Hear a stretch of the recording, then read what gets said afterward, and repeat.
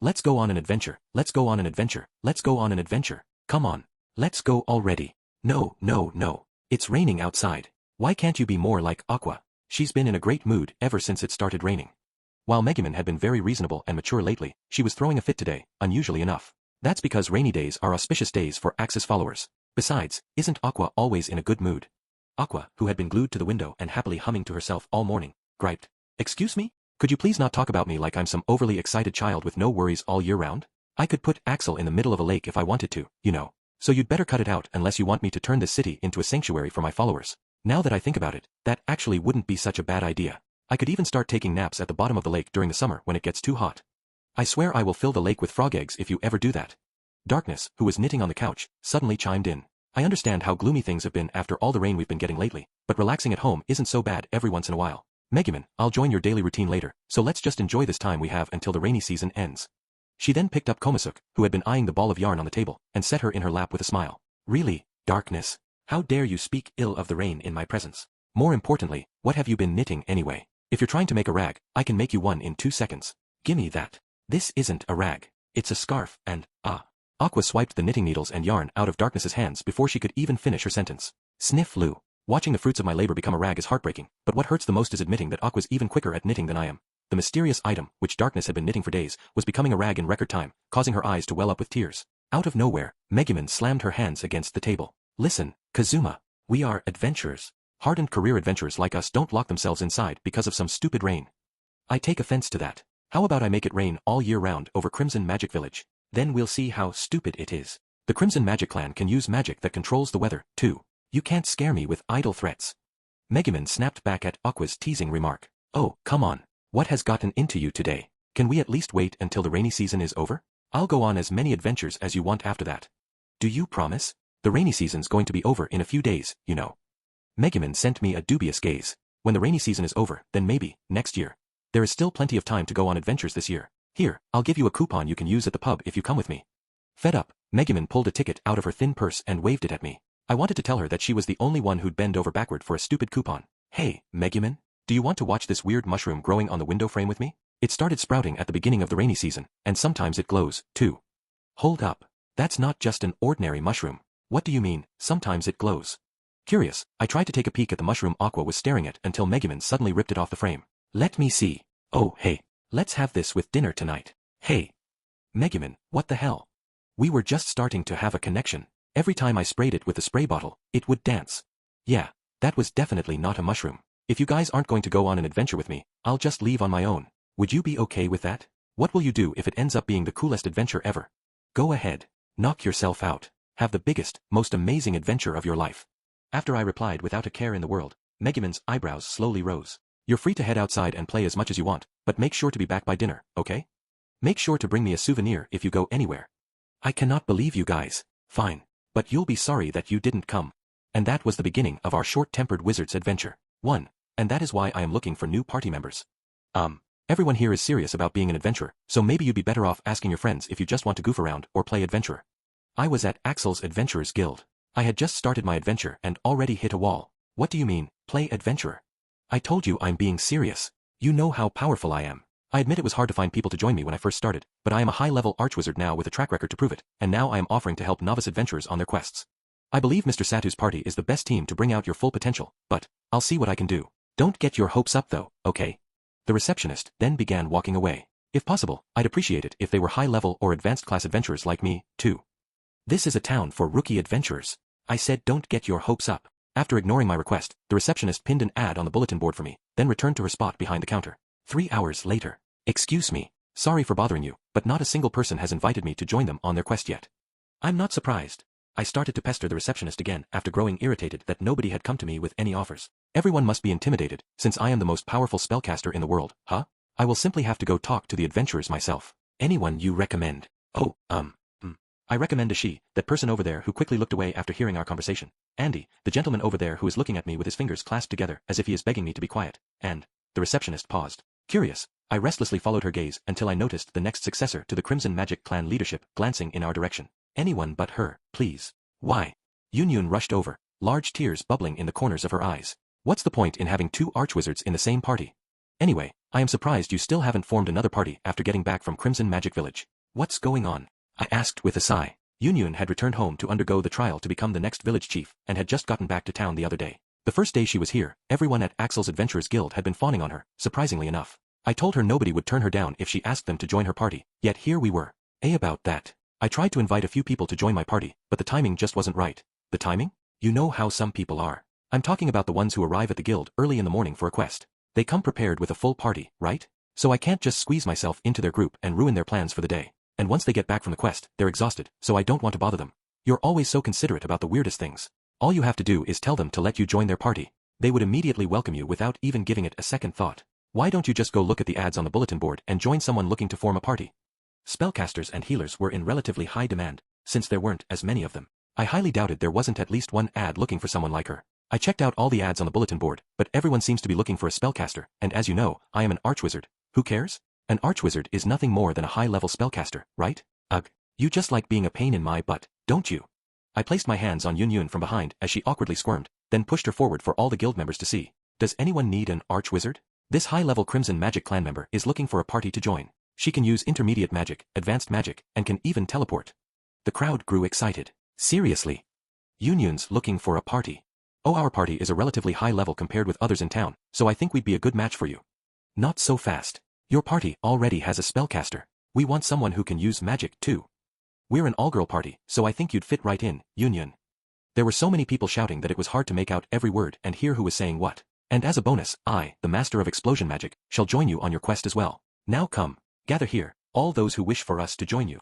My surprise brought the entire guild to a deep silence. Heh, now all I had to do was pick the best offer. Hey, what do you think we should do? I'd love to have Yunyun in our party, but the extra baggage is a bit, I'd kill for a decent magic user from the Crimson Magic clan, but the price I'd have to pay for such a luxury is a little too. The deadweight is just too much. There's no telling what she's gonna do next. You know how hard Kazuma has it. Why, you were right, Megumin. Hee. What should I do? There seems to be a lot of talk, but I'm sure there's at least one group that'd Megumin. What are you chanting? See, I told you so. The extra baggage has already lost her mind. Does anyone here know bind? She's at a high level, so it's going to take more than just brute force to hold her down. Hurry up and grab her. Get her out of here. Adventurers, may I have your attention, please? We have an urgent quest. Somebody please stop Megumin. Anybody. You will be awarded 3,000 Eris. After being thrown out of the guild, I took shelter from the rain under the building's eaves in the shopping district while stuffing my cheeks full of grilled skewers I'd bought at a food stall. You're welcome for the extra 3,000 Eris, by the way. Here. You should probably finish your skewer before it gets cold, Yunyun. Here. You're not even going to apologize. Why do you always mess things up for me? I would have passed the trial to become the next village chief the first time if you hadn't kept casting explosion. No, you don't get to pout. Stop that. Yunyun, blinded by rage, began squeezing my cheeks together with both hands while I still had a skewer in my mouth. SSS off. I wasing food. You're going, oh make it shoo oh of my mouth. I managed to peel her hands off me and swallow before stepping away from her. She looked back at me, tears in her eyes. Things were going really well for me, too. I can't go back there now. I'd be way too embarrassed to talk to anyone. Megumin, how are you going to fix this for me? I want friends I can go on adventures with, too, you know. You already have someone and from the same clan to boot.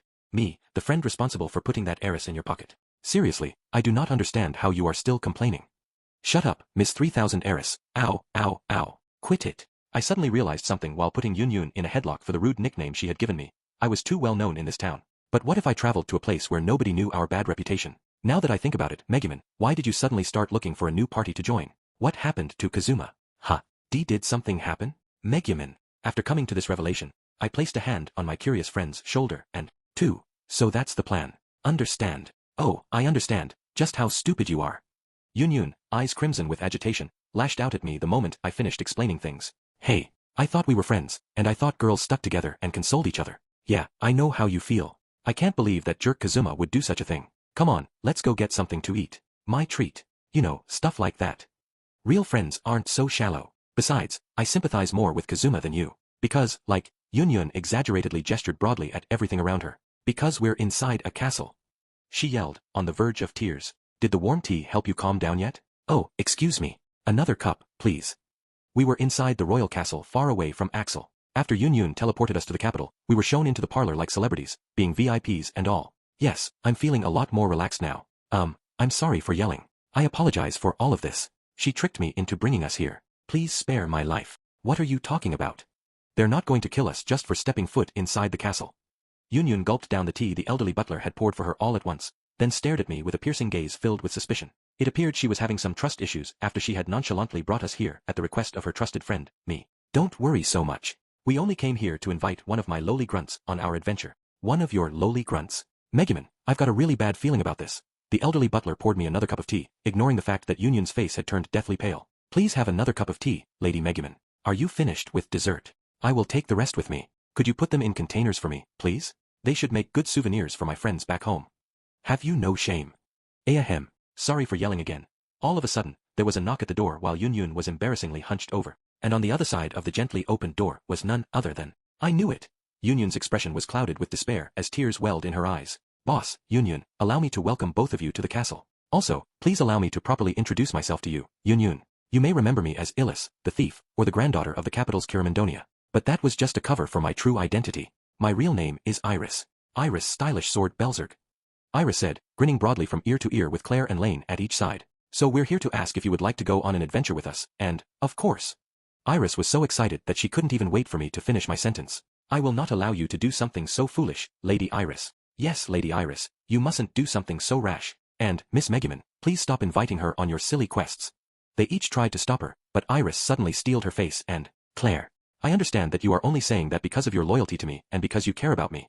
Lady Iris. Iris gently wrapped her hands around Claire, who was taken aback by just how serious she was. However, I am the Princess of Belzerg.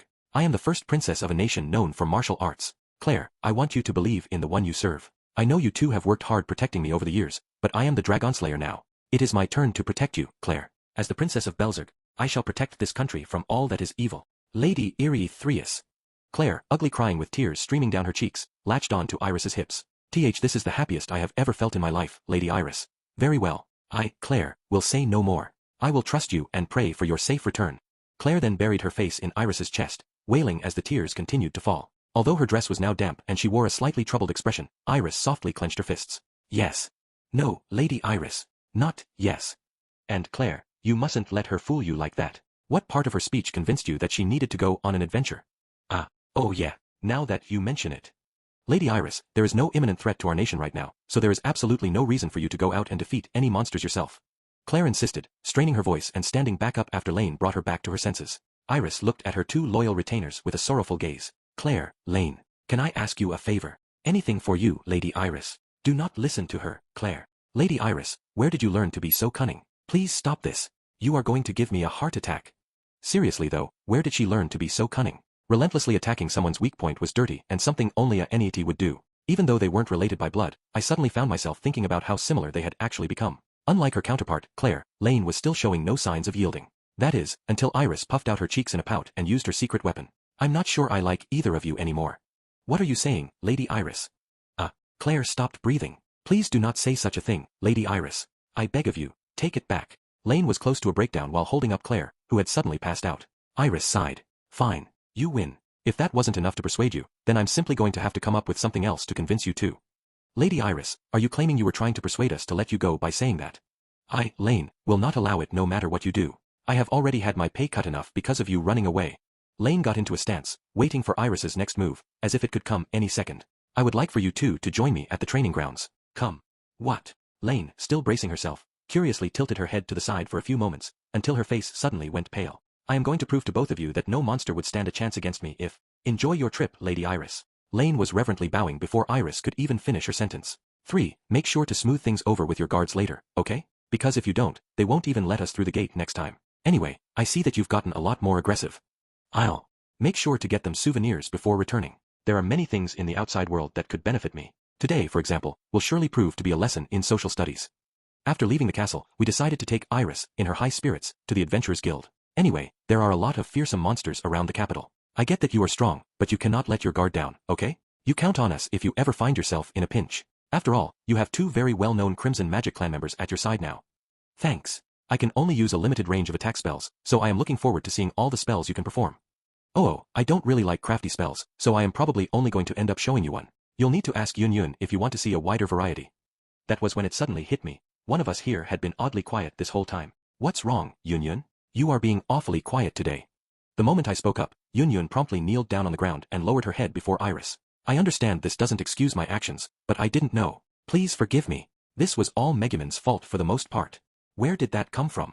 I have had enough of your false accusations. Flustered by Yunyun's endless bowing, Iris replied. Please stop that, Yunyun. You don't need tea. I knew you were someone important, but I had no idea you were the princess. The Crimson Magic Clan had nothing to do with this. If anyone deserves the blame, it's Megumin, and partially me as well. So if anyone has to be punished, it should mainly be Megumin. And if that's not enough, I'll take whatever punishment is left over. So please, spare the people of my village. What is wrong with you? Why are you making me out to be a villain? She appeared to be apologizing for her ill-mannered behavior due to not knowing her place. Iris, recognizing what was going on, shook her head with blushing cheeks. Please lift your head. I don't care about social status, so it'd make me really happy if you could simply treat me as you would anyone else. Illy, ahem. Lady Iris. You don't need to call me lady, either. Just treat me like a friend as you always have. Yunyun timidly raised her head to see Iris smiling down at her. Since when are you so humble? It's hard to believe you're the same person who reprimanded Kazuma for not speaking to her with the utmost respect. Please forget that ever happened. It still bothers me just thinking about it. As Iris covered her blushing cheeks, Yunyun stood back up and brushed off her knees. Her eyes were glittering red, but for a different reason than Iris. Thanks, Iris, for letting someone like me be your friend. From today on, I am going to focus everything I have on learning the advanced spell Shapeshift. That way, I can become your body double and pay you back with my life if you ever get caught up in some nation-shaking conspiracy or something. Why does everything you say always have to be so serious? The capital's Adventurers Guild. The quality of the local adventures there was clearly far beyond what Axel's guild had to offer. It seemed like everyone was wearing high-end equipment. Their powerful auras were evident as they stared at us from the moment we stepped inside. Behold, Iris. Now, this is a real Adventurers Guild. It's only a matter of time before someone tries to start trouble with us, since we're merely 3 young women. So it's very important that you knock out the first punk who messes with us. That's how you send the message that we're not to be trifled with. Then everyone will know we mean business, and they will give us the best quests. Oh, this is the trophy ritual Kazuma told me about. Nobody bothered me when I was in Axel because my guards were with me, but it appears I will be able to finish the ritual this time. Every adventurer in the guild averted their gaze amid our whispers. Megumin, did you do something to the adventurers here, too? Hey, stop saying things that make me sound like a bad person. I followed their gazes, only to discover that they were all actually staring at Iris. It's clear she is the reason they're acting funny. After all, she is the only one here who's obviously a pure-blooded noble, with her blonde hair and blue eyes. Iris reflexively jumped as if she'd gotten a chill. They're glancing at you too, Yunyun said with a reproachful gaze. I had no idea why they'd be looking at me, though. Boss, you made a spectacular showing in front of countless adventurers last time you were in the capital. Do you think that could be why they're looking at you? Oh yeah. I knew it. You did do something to them. Wait, hold up. While I had made a spectacular showing last time I was here, it still didn't make sense for them to be this afraid of me. I wouldn't be talking if I were you, Yunyun. Have you forgotten our rampage together at the fortress on the front line near the capital? After Kazuma used his skill to approach the Demon King's army and I cast Explosion, we used your teleport to escape and, oh that?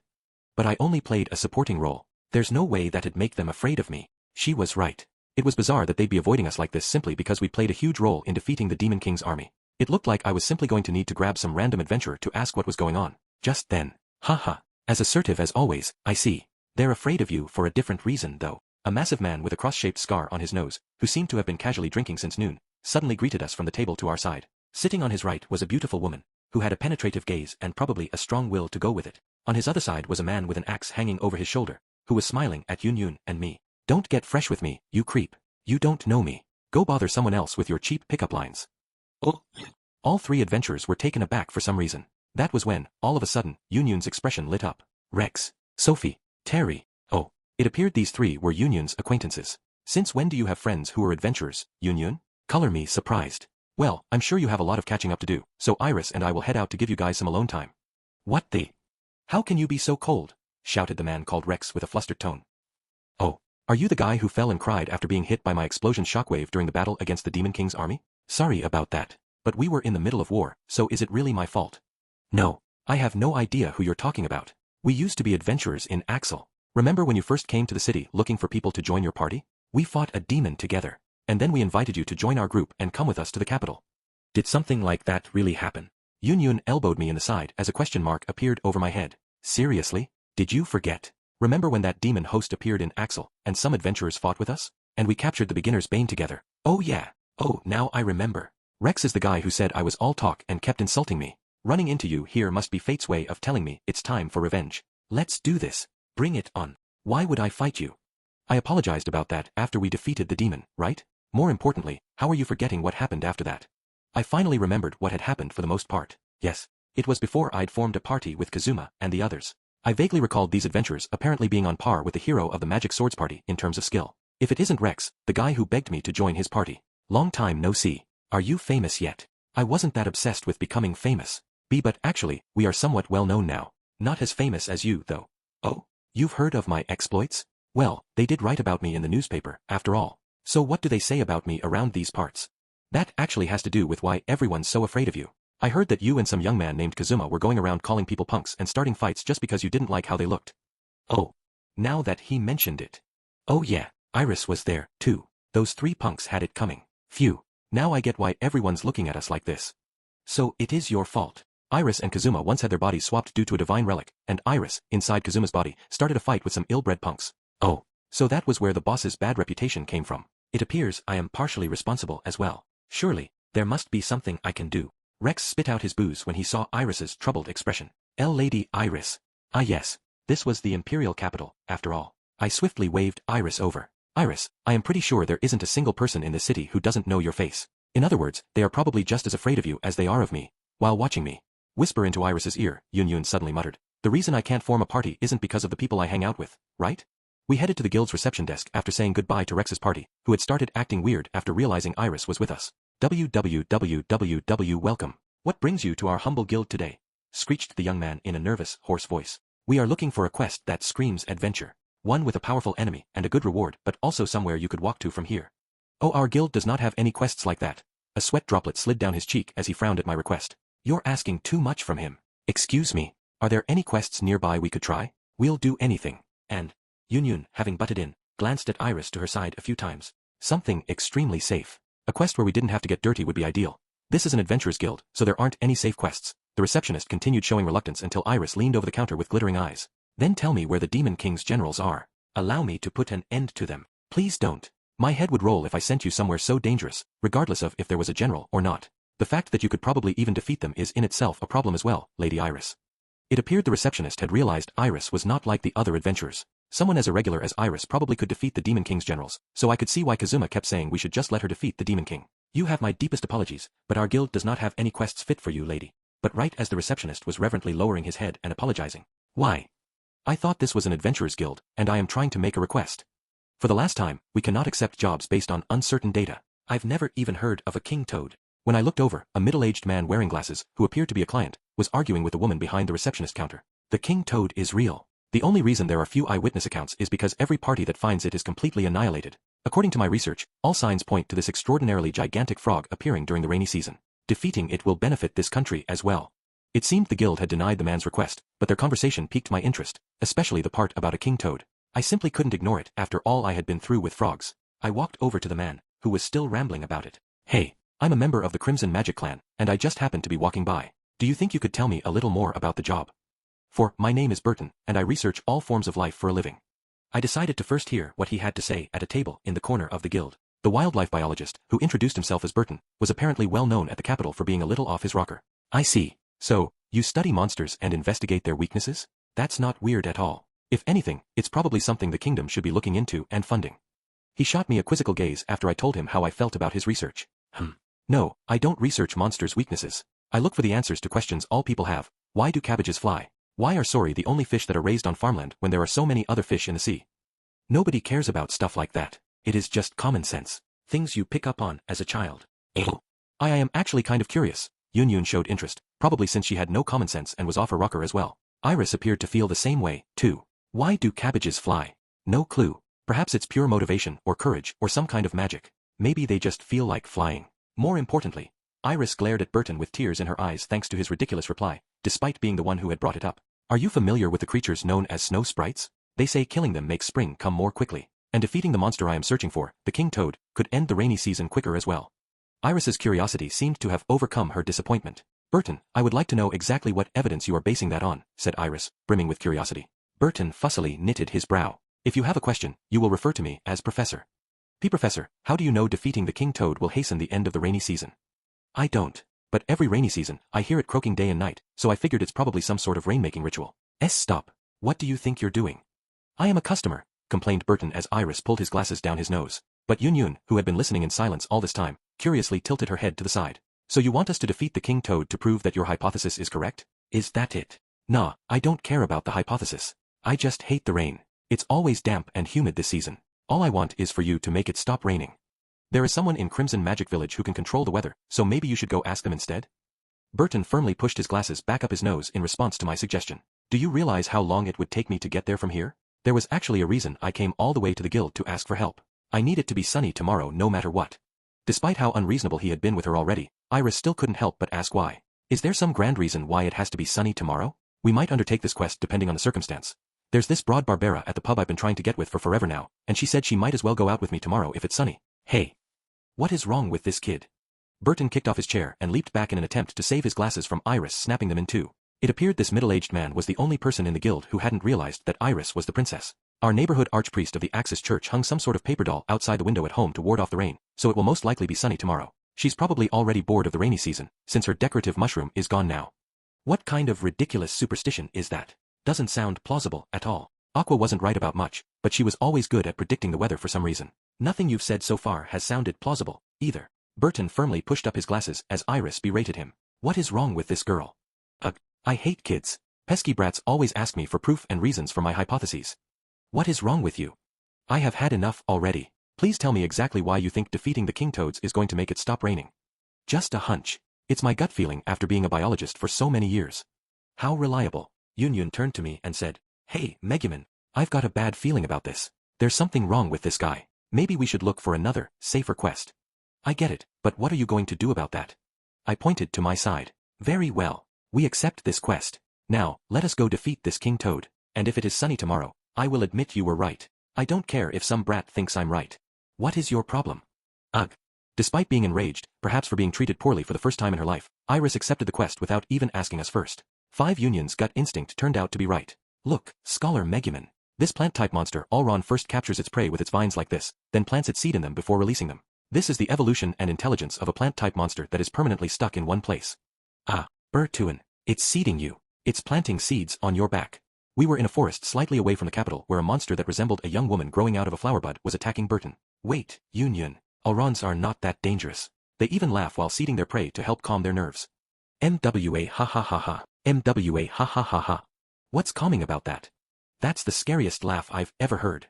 Burton cheerfully explained the ecology of the monster while still trapped in its vines. The seeds they plant in you won't hurt you. In fact, they apparently pump their prey full of a highly nutritional tree sap, which gives them a jolt of energy and euphoria. The seeds do not stay in the prey's body but are expelled with their waste. They probably do this so their prey carries their seed as far away as possible, which is further proof they are not a threat at all. So please, sheath your weapon. MWA ha ha ha. MWA ha ha ha.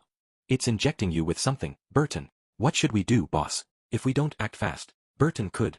Yun stood with her dagger, as if she was going to cut the vines, while Iris helplessly awaited orders. Let's just leave Burton alone. I mean, he looks to me like he's happy. A parasite is putting its seed in our client. I can't just leave him like this. Burton, come on. I'm going to cut the vines. After being saved, Burton, red in the face and staggering, rambled in a deranged manner. Incidentally, the monster known as the Leisure Girl is said to have derived from Allrons. The reason these plant-type monsters look like young girls is probably to make people lower their guards and prevent the plants from being attacked. MWA ha ha ha ha. All hail the Allrons. All hail the Allrons. He's a goner. Let's just wish him the best and leave him here. Stop saying stuff like that and help me carry him, Megumin. We had just walked into the forest, and already we had run into trouble. I was starting to get a bad feeling about this just like Yun. My gut was right. Burton started acting even more bizarrely. Yes, Scholar Iris. Just like that. Iris, don't listen to him. Feel free to kill it if you have to. Iris was facing a beginner's bane right in front of us, and it seemed to be very good at determining its opponent's strength. It was frozen like a terrified frog being glared at by a snake. But, Union, I am starting to feel bad for it, seeing how scared it is. Scholar Iris, just a little more. Just a little longer, and I'll be able to finish drawing the beginner's bane. Burton, do you know who Iris is? Megumin, we have to do something, pleaded Yun as she protected Burton. Beginner's banes are really cool, huh? I guess you could say I'm a fan. Hey, Burton, did you know there are beginner's banes that are herbivores and like wolfberries?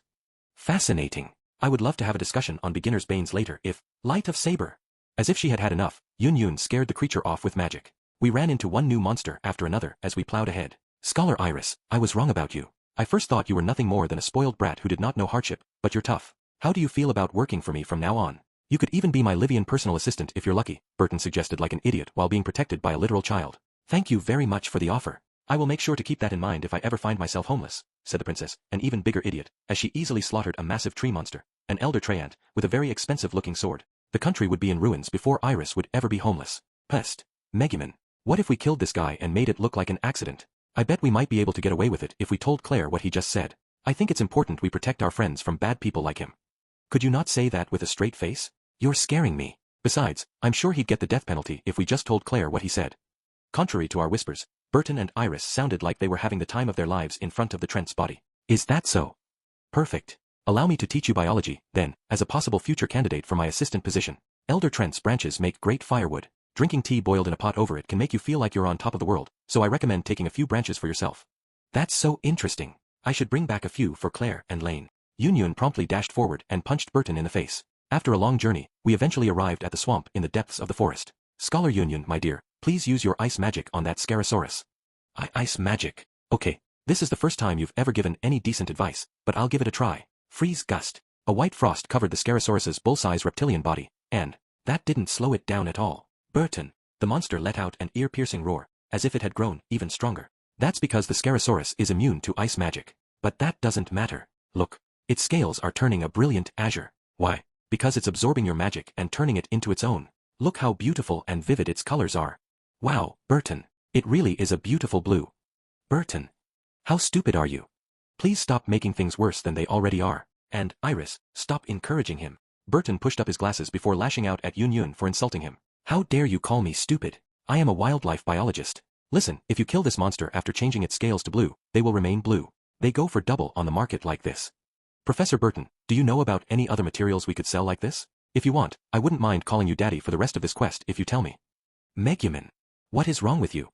You don't need the money anymore. Yun shouted while getting ready to cast another spell. All of a sudden, Iris, who was guarding Burton, started to look around. Everyone, wait. The monsters and animals are completely silent. Something's coming. It was really quiet, now that she mentioned it. Iris, who wasn't even fazed by the Scarosaurus, wore a serious expression for the first time today. Not even a second went by before the Scarosaurus standing before us suddenly let out a whimper and vanished. Everything around us transformed in the blink of an eye. It had awakened. That's it. That's the monster. What we thought was simply part of the scenery was a body covered in moss. It was clearly a creature that had evolved to blend into its surroundings. The copious amount of moss covering its body was simply due to the fact that it had lived in this swamp for ages. You didn't tell me it was this big. I thought it was going to be like a high-level giant toad, but that's a high-bounty target.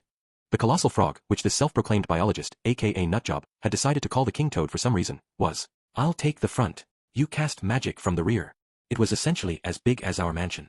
The king toad looked down at Iris with the Scarosaurus's tail poking out of the corner of its mouth. I can't believe it's this big. As a biologist, I would love to be swallowed by it, but I'd prefer not to die. I have no choice but to dispel the thought. Unless.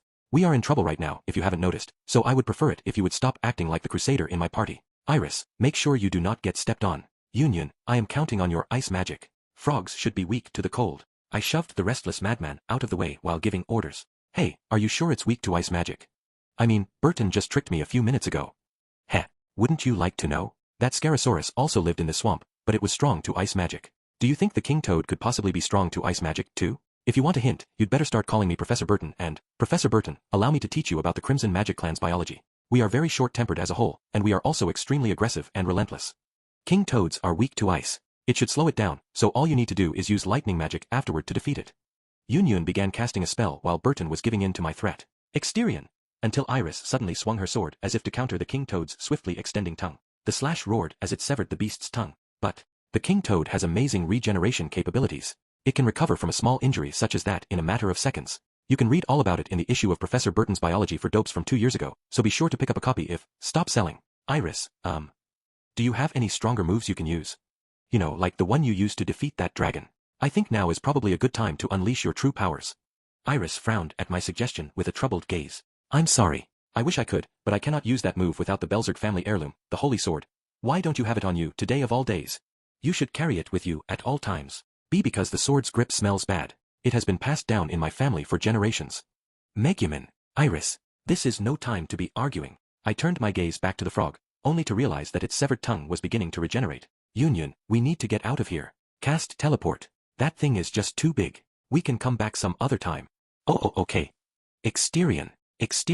Iris relentlessly attacked, keeping the frog back while buying Yun some time as she prepared to cast teleport. Invisible strikes soared through the air, slicing into the frog's body, but it was as if the frog didn't feel pain. Perhaps it was simply tough due to its immense size? The king toad did not even attempt to move until it stuck out its regenerated tongue.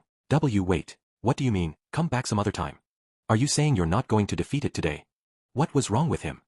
This is no time to be complaining about that. We either get out of here, or we're going to be that thing's dinner. But what about my date with Barbara? Which is more important, your life or a date with some woman from the pub? Come on, I am sure she says the same thing to all the other customers anyway. I didn't care about some middle-aged man being taken for a fool right now. What I was worried about was something happening to Iris. While I doubted the frog could defeat her, I was positive I would get the death penalty if I brought the princess back covered in slime. I anxiously waited for Yun Yun to finish casting the spell. There was no way I was going to die because of something so ridiculous. Oh, well, I appreciate you all helping me as much as you did, especially since the guild wouldn't even take the job. Besides, I had no idea the king toad would be this big. Defeating it wouldn't be easy, huh? Iris seemed to be concerned that Burton was depressed, contrary to his usual arrogant self. Since the ill-mannered professor was dispirited for a change, Iris concernedly asked, "Is she really that important to you, Burton?" Iris glanced at him with her sword still in stance for battle. "Yes, I've been trying to get her to go out with me for ages. She was my childhood friend, she took over her family's debt-ridden pub, and she works incredibly hard every day of the year. She goes out with all the other customers and lets them pamper her with money and gifts, yet she has been stubbornly turning me down for years for some reason. He's hopeless. But I know why she keeps turning down my advances. She probably only sees me as a little brother, since we grew up together. That's why she said she'd go out with me if it's sunny tomorrow, because she knows the rain never stops during the rainy season. But even if there's a small glimmer of hope we could go out tomorrow, There was no way I could not help after hearing all that. It looks like she's ready to cast teleport. Yun Yun, wait until I give you my signal. Iris, stand next to me and guard me while I cast a spell. Wait, if you use explosion on that frog. Yes, there was a reason why I was hesitant to use explosion on such big game.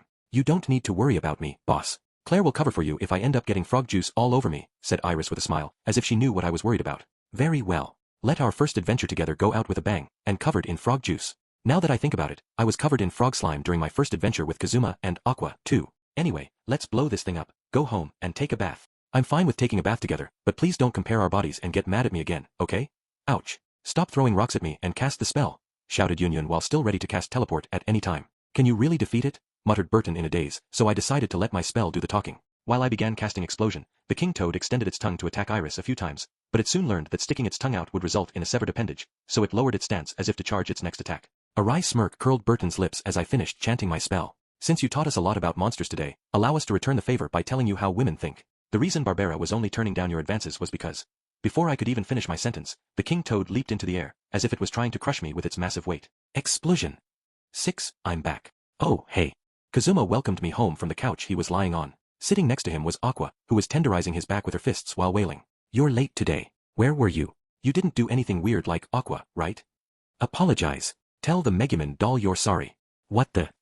Hold on. I cannot simply pretend like I didn't hear that. And why do you need to apologize to it? Megumin, wait till you hear what this gross moist and it did. He took my paper Megumin doll, and he gave it to KonoSuba to play with. Now it's ruined. Don't call me moist. You make it sound like mushrooms are about to grow on me. Sigh. She made a doll that looked like you to ward off the rain, but I don't want it to be sunny tomorrow, you know? Unbelievable. I thought you said this morning that you'd go on an adventure with me once it stops raining. Oh, right. My bad. But didn't you just get back from an adventure? You smell surprisingly good, though. Did you take a bath before coming home or something? Darkness, sitting on the couch, appeared to be knitting dolls of everyone to ward off the rain for Aqua. I glared at Aqua and Darkness out of the corner of my eye and said, I just went on the best adventure ever, Kazuma. You would be so jealous if you knew how fun it was. I took a bath before I got back to hide the evidence, I guess you could say. My ambiguous reply seemed to pique his interest. Oh, really? Well, it's not like I can go outside, since it's raining anyway, so let's hear it. Yo, Aqua. I'm sorry about what I did, so do you think you can forgive me? I'll go grab the booze I've been saving, so let's have a few drinks while Megumin tells us about her adventure. You mean the bottle of liquor you were hiding in your chest's drawer? Yeah, that's gone. I randomly found it yesterday and figured I'd enjoy myself.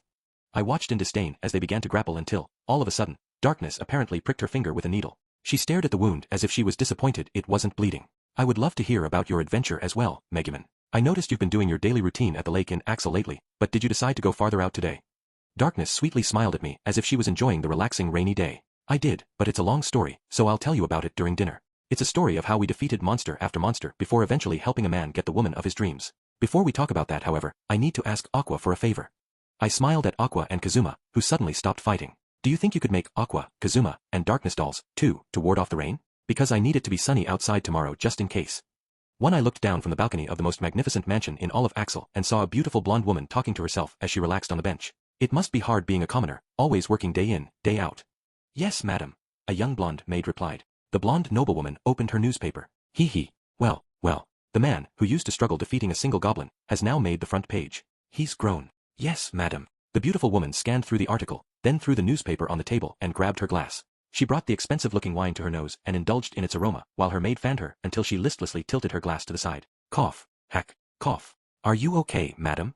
The beautiful blonde woman began to wildly cough, as if she had choked on the wine due to not being much of a drinker. More importantly, is this some kind of game?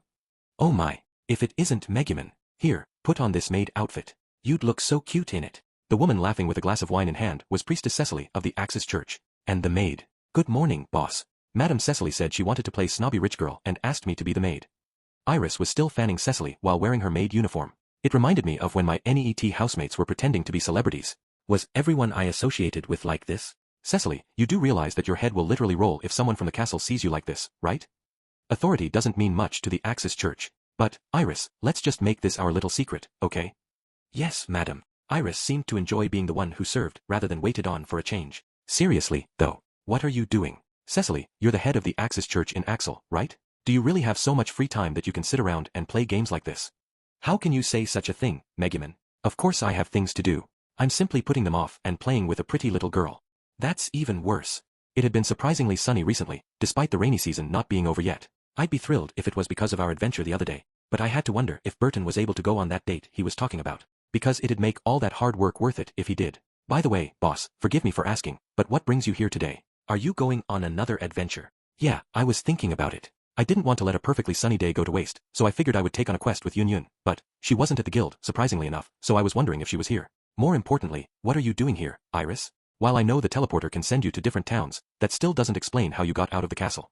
Iris was hanging out here as if it was no big deal, but I couldn't help wondering how she had snuck out of the castle unnoticed. I used a secret passage for emergencies that only the royal family knows about and is, okay, I get it. I don't want to hear any more. I'd prefer to have my head remain on my shoulders. After Iris stopped herself in a fluster, Cecily curiously tilted her head. I'm really curious about this castle and royalty you speak of, but there's one word that piqued my interest even more. You're going on an adventure, you say?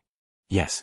Do you want to come? I was an archwizard while Iris was well balanced across the board, so we'd have a decent party if a priest like Cecily joined us, but, Megumin? Sweetie, could I ask you for a favor? I'll consider at least listening to what you have to say if you stop squirming like that. 2. Are there any good quests? Maybe something that needs one guard in the front and one in the rear.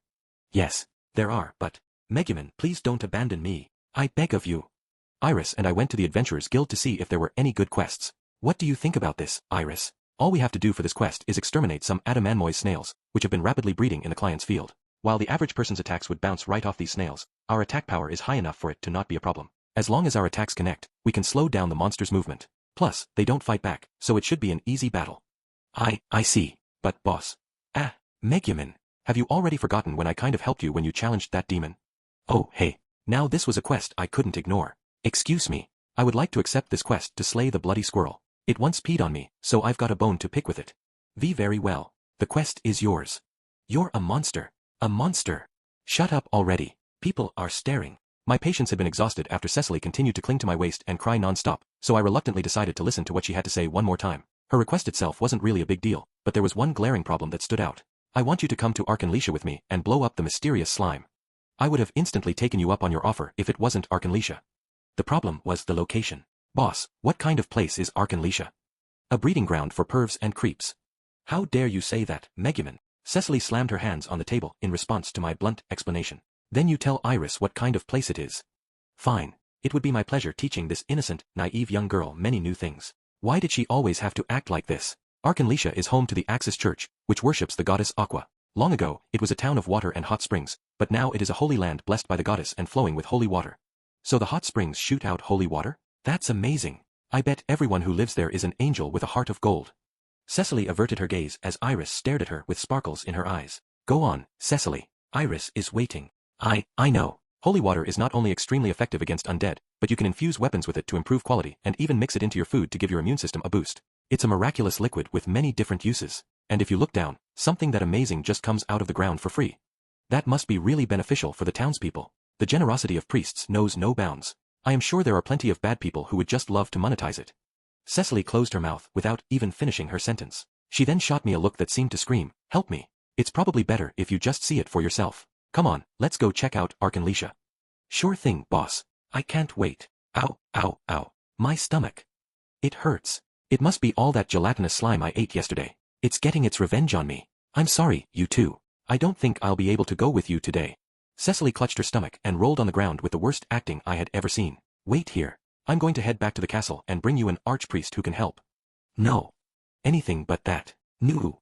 3 the next morning. Please don't do anything crazy, Cecily. We're in a store. What kind of person do you think I am, Megumin? I'm a priestess, you know. I met up with Iris and Cecily early that morning and decided to take them to Wiz's shop to prepare for our trip to Arkanlisha. Iris's eyes lit up when she looked at the shop, as if this was a novel experience for her. Now that I thought about it, I'd heard that Aqua also made a scene the first time she came here with Kazuma. Still, I want you to promise me you won't do anything, Cecily. The person we are about to meet is not like any other shopkeeper you have ever met.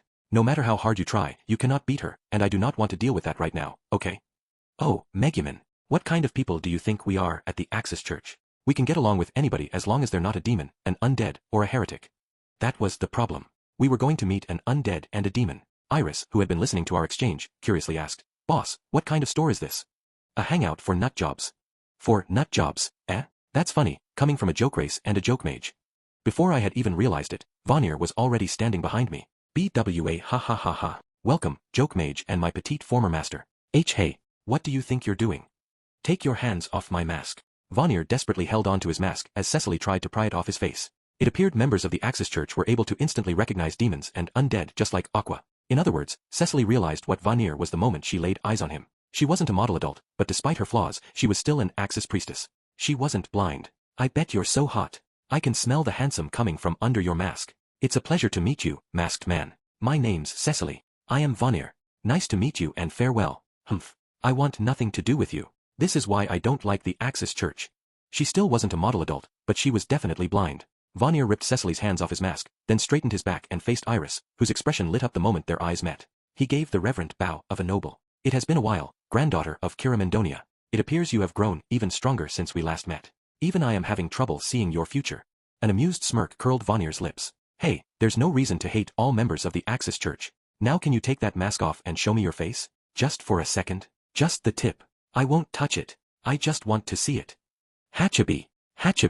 I'm sorry for interrupting, but is Wiz around? I need to ask her for a favor. Ugh, what a noisy bunch. Will you brats shut up already? Iris wouldn't leave Vanir alone that morning. Hatchaby, do you work here? Ha ha ha. It's been so long since I've seen you, Hatchaby. It seemed they were acquaintances. Iris was full of smiles as she clung to the tall demon's waist. It has been a while. I am glad you are doing well, child of the Kira Mendonia clan. Now, what brings you here? We were thinking about going to Arkanlisha, so we were hoping Wiz wouldn't mind teleporting us. She went there not too long ago, right? So I was wondering if she registered it as a destination to teleport to. We didn't come here to play. I was worried that bringing the princess on a journey, which would take days by carriage, would cause a scene. Plus, I didn't really have any money, either. The owner is currently in the back resting after being scorched due to various circumstances that I mustn't get into now. She should recover after sufficient rest, so please find a place to relax until then. It sounded like Wiz had done something stupid again. That was when I realized that Cecily had been surprisingly quiet for too long. When I looked over, I saw that she was squirming in place with her palms on her cheeks. He called me a brat, but how should I feel? I'm usually treated like an old woman, yet I feel so young again. It's as if someone as experienced as me is but a naive child compared with Sir Vanir. It sounded like Cecily giddily took the insult as a compliment. Anyone would seem like a child to a demon who had been living for who knows how long. I wouldn't ruin the moment for her though. All of a sudden. Oh, welcome back, Vanir. Oh my. Customers this early in the morning. The door to the shop opened, revealing someone wearing a penguin suit while holding a broom and dustpan. It looked like they had just been cleaning the shop to open for the day. Iris immediately leaped into the adorable-looking demon and former nobleman's arms. Zelashilt. If it isn't the princess, what are you doing here? I guess it shouldn't have been a surprise that a duke and the princess would know each other. Zelashilt, here I'm just your run-of-the-mill Kira Mendonia girl. So please call me Illis. I have no idea what a run-of-the-mill Kira Mendonia girl is, but, your majesty, I am bound by the rules given to my race. There is no way I could call you by your first name. Call me Illis, Zelashilt. Iris wouldn't back down though, seemingly in love with her Kira Mendonia alias. I vaguely remembered that demons could only call people they approved of by their first name. And no, your majesty, Illis. Now that I think about it, I remember hearing that you didn't call people by their first name if you didn't think they were strong or had talent. Hee hee. I'm not the same little girl you used to play with. Here, let me show you what I made. Oh, Lady Illis, you have grown to be such a strong, beautiful woman. I, Zelashilt, am so proud of you. The suited demon took a step back as Iris began gleefully unsheathing her sword. He must be on his last life, mentally, since the townspeople messed with him from time to time. I had no idea you and Zelashilt were acquaintances as well. At any rate, please come inside. We are friends, are we not? Allow me to sell you our wonderful products at a special price. Wow, thank you so much, Hachibi. This store sells magic items, right? I can't wait to see what you have. Vanir smirked as if he was thrilled to catch himself the perfect customer, and Iris naively followed him inside without even a shred of doubt. It was clear that this gullible girl still needed someone around to keep an eye on her. For, first, allow me to show you this. A certain boy with a harem came up with the idea, the mysterious spring worm. At first glance, it appears to be nothing more than an ordinary spring. However, when you gently drop it down the stairs, it gracefully crawls along each and every step like an inchworm. Wow, that's amazing. I'll take it. How much? What would you even use it for? Don't waste your money on junk. Your wallet is filled with the taxes paid by your countrymen. Iris had been inside the shop for only a few seconds, and she was already about to be taken advantage of. Then how about this? These mysterious sandals squeak with every step. This equipment is said to have come from another world. Simply walking in these will strike fear in the heart of your opponent. They must have once belonged to a seasoned warrior long say no more. I'll take them. If you walk next to me in those squeaky shoes, I will tear them off you and burn them myself. Everything seemed to be so novel to Iris that she'd probably buy a used eraser if offered. Hey, there's a young, beautiful man inside that suit, isn't there? You can't hide from me. After all, an adult would be too tall to fit inside. Stop it. This suit is essentially a magic item, so, quit it. Stop it, I say. Stop trying to look inside my suit. Cecily, on the other hand, seemed to be enjoying herself as she cornered the man in the penguin costume. I will not stop. It's your fault for wearing something so charming. I mean, what kind of shop is this? First, there's a mysterious gentleman wearing a mask and now someone wearing a fancy penguin suit? It's only natural women are going to want to tease a cutie like you. I told you I'm not a young man. Vanir, there's something wrong with this girl. Please. Help me. They weren't making a scene to the point of interrupting our conversation, so I decided to ignore them. They say that these gloves were regularly used by the legendary Crimson Magic clan member Hemoglobin. Rumor has it that wearing these gloves will awaken the powers of a hero. The powers of a hero. You could buy shady items like that for next to nothing in Crimson Magic Village. Stop getting in the way, joke mage. I'm trying to make a sale. Young Kirimandonia, I have just the item for you. This magic item is known as the bamboo copter. You simply spin this between your hands, and it flies on its. I already have one of those, and it's not a magic item. You can buy them anywhere. Hachibi, you're just trying to tease me like Kazuma, aren't you? Just then, the door to the shop flew open as a familiar face stepped inside. Vanir, I did it. Look, I got the Adamanmoy shells. Why, Megumin. Union's expression was overcome with surprise as she carried tons of shells in her backpack. What in the world have you been up to all morning? Ha! Vanir asked me to bring him some Adamanmoy shells to make magic items with, so I've been searching for them since yesterday. Apparently, she hadn't been collecting shells all morning. She had been out looking for them throughout the night. Good work, my dear friend. You can put the shells over there. Allow me to make you some delicious tea as a token of my appreciation. Despite being clearly exhausted, Yun joyfully smiled from ear to ear as if she were thrilled to have helped her friend. Are you only calling her your friend because you're trying to make her work for free? How could you say such a thing? Do you charge your friends when asked a favor? Exchanging money is tactless between real friends. Isn't that right, my dear friend? Haha, yeah, you can't buy friendship, after all. Seeing my pathetic rival giddy over a little cup of tea made my head hurt. You can't buy friendship? Did you forget about how you used to treat your classmates to lunch and donate your lunch to me? I didn't donate anything to you. You stole from me. All of a sudden, Yun casually surveyed the shop while relaxing with a cup of tea. Wait, why are you even here, Megumin? And with Iris and Cecily to boot. We're about to go on an adventure in a faraway town. Immediately, Yun carefully placed her teacup on the table with both hands, then stretched in an exaggerated manner. Oh, you don't say. What kind of adventure are we talking about? A quest to slay the mysterious slime teach, a slime. Those things with squishy bodies that your average swordsman can't even cut through? Those monsters that have a resistance to most magic? And a mysterious one, at that. Oh my, that sounds rough. Are you sure you're going to be okay? Yun asked as if she had a strong interest in our quest. It's not that big a deal. After all, I have Iris, who is definitely not your average swordsman, and a spellcaster, me, who can use the strongest spell of them all. A sluggish slime won't stand a chance against us.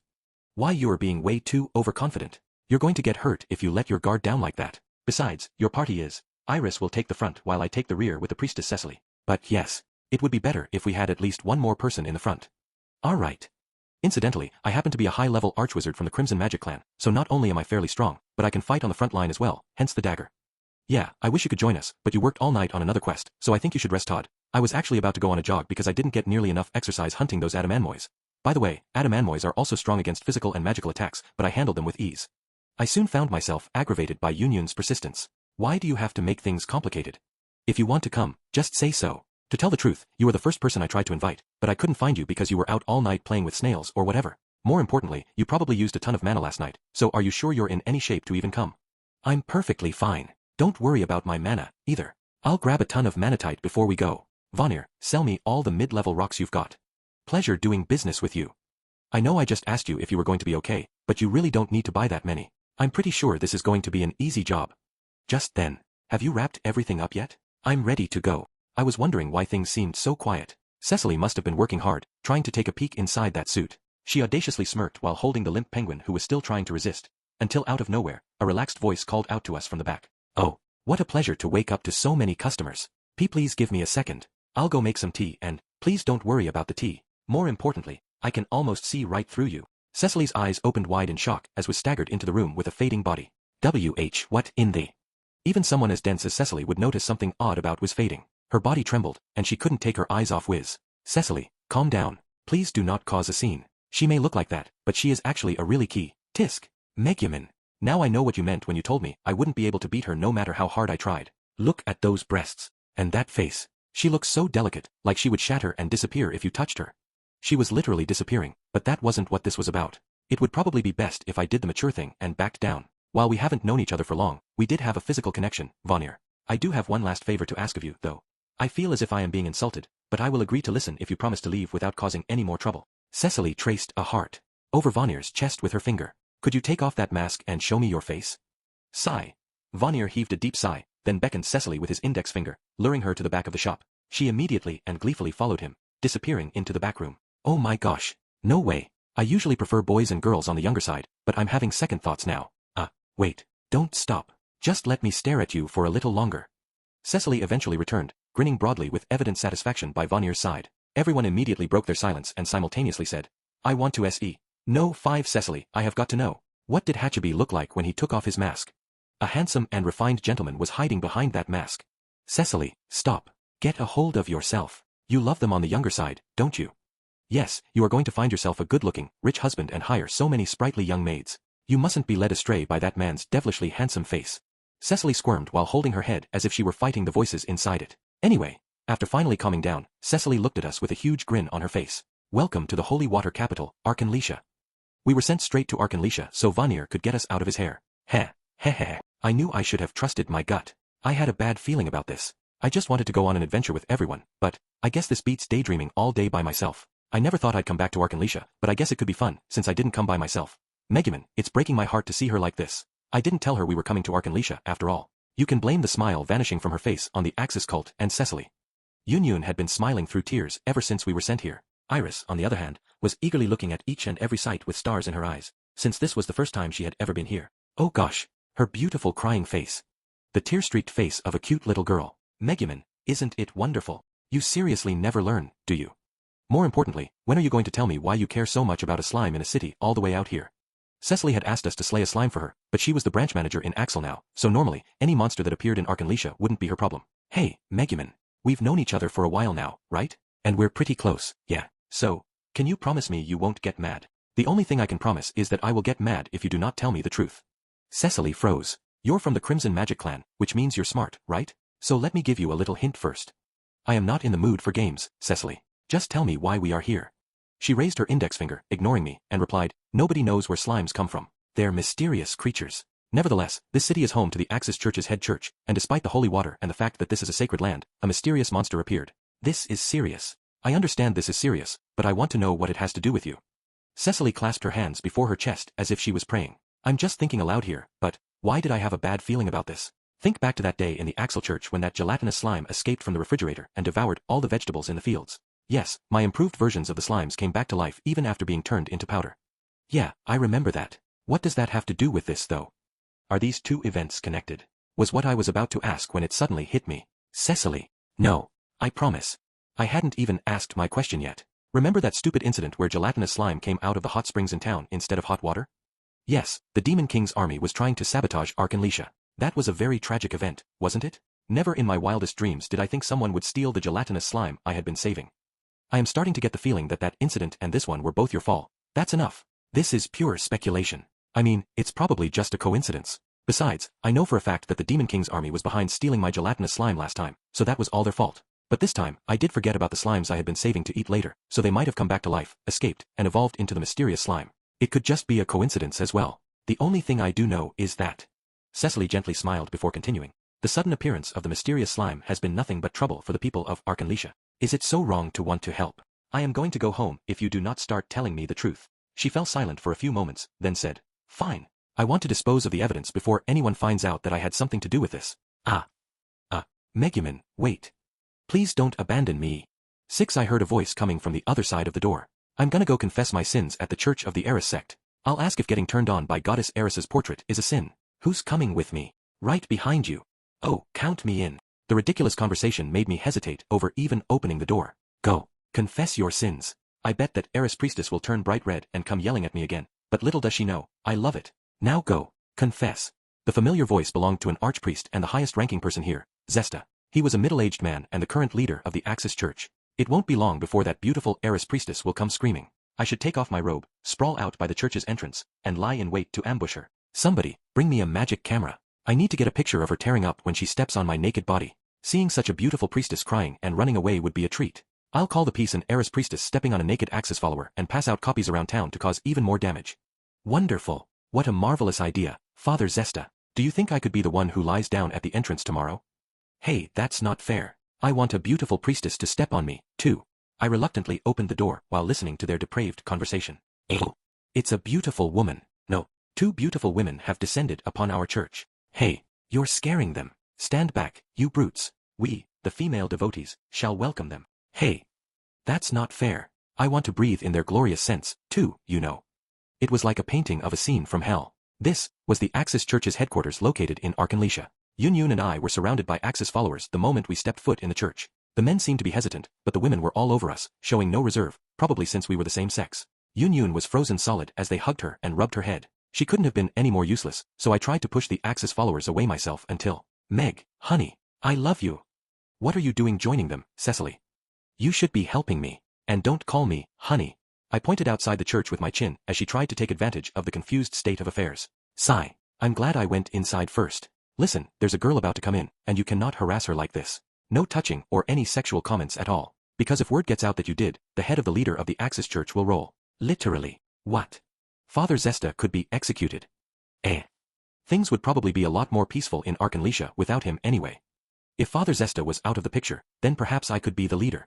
I may be old, but I've still got years left before I retire. If you want to become the next leader, you come over here and fight me like a man. They were hopeless. Hey, Megumin, you should probably remember that saying something like that is going to have the opposite effect here. I would prefer not to remember anything you people do here. Anyway, can you get rid of Zesta for me? I am afraid of what he might do if he sees Iris.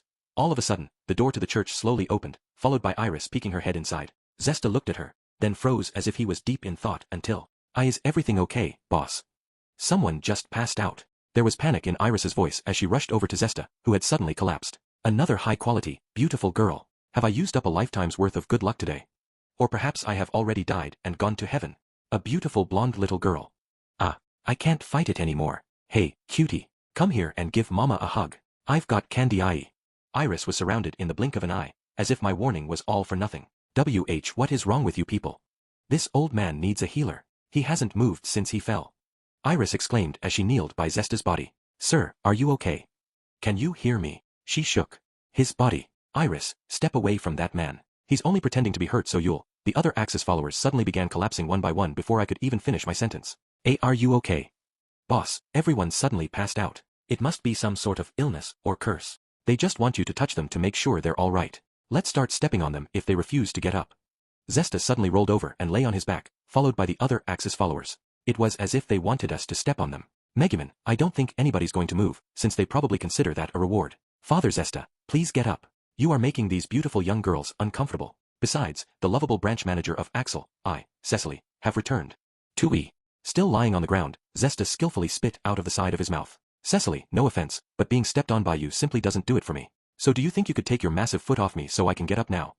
Zesta slowly sat up while Cecily was stomping on him. Megumin, Yun, long time no see. Welcome, stray sheep, to our church. How may I help you all today? Wish to be baptized? Or is it a confession? If it's to be my weekend mistress, then come on. Father Zesta, could you please shut up already? We came here to slay the slimes. Zesta's eyebrow twitched. Oh, you came all the way here for that? I really appreciate the thought, but why would you do such a thing for us? Because we love this city. It's home to the Axis Church's headquarters, after all. I, Cecily, am one of the most devoted followers of Goddess Aqua and one of the most beautiful in the Axis Church as well.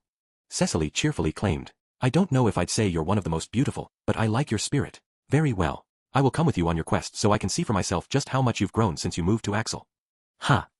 And that was how Zesta ended up tagging along. 7. I am trusting Iris with you, okay? Make sure the Axis followers' warped personalities do not rub off on her. Why are you asking me to take on such an important mission? I don't mind though. Plus, getting to go on an adventure with Iris is nice, too, but the slimes that had come out of the old hot springs had apparently multiplied, and they were now using the pipes connecting the hot springs to travel around the city and cause trouble. You can count on me, boss. I'm going to fight for the people of the city and for peace for the Axis Church. I asked Iris and Yun to head into town to slay the slimes. I, on the other hand, would be looking into who or what was behind this incident, since I could only use my spell once a day. Plus, let go of me, Cecily. Those pure, innocent angels are leaving. I only said I was going to tag along because I thought I could be with them. I will not allow you to bother those angels, Father Zesta. Touching and flirting with those girls is a special privilege given only to the branch manager of Axel. I was in charge of supervising these two. Great. While I was doing it to protect Iris, I honestly wasn't that confident that I'd be able to handle 2 Axis followers. If it comes down to it, I will just use explosion and claim I was trying to kill a slime. Megumin. I heard that. If I see that staff of yours pointing in my direction, I swear I will traumatize you before you can even cast a spell. Megumin, please keep in mind that Father Zesta always gets first place at the speed stripping contest, so please don't even think about pointing that staff at us.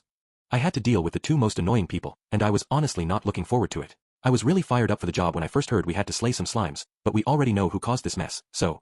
Oh, Megumin. Whatever could you be talking about? I don't think we should jump to conclusions simply because these are gelatinous slimes that are causing trouble around town. It was obvious after getting the details.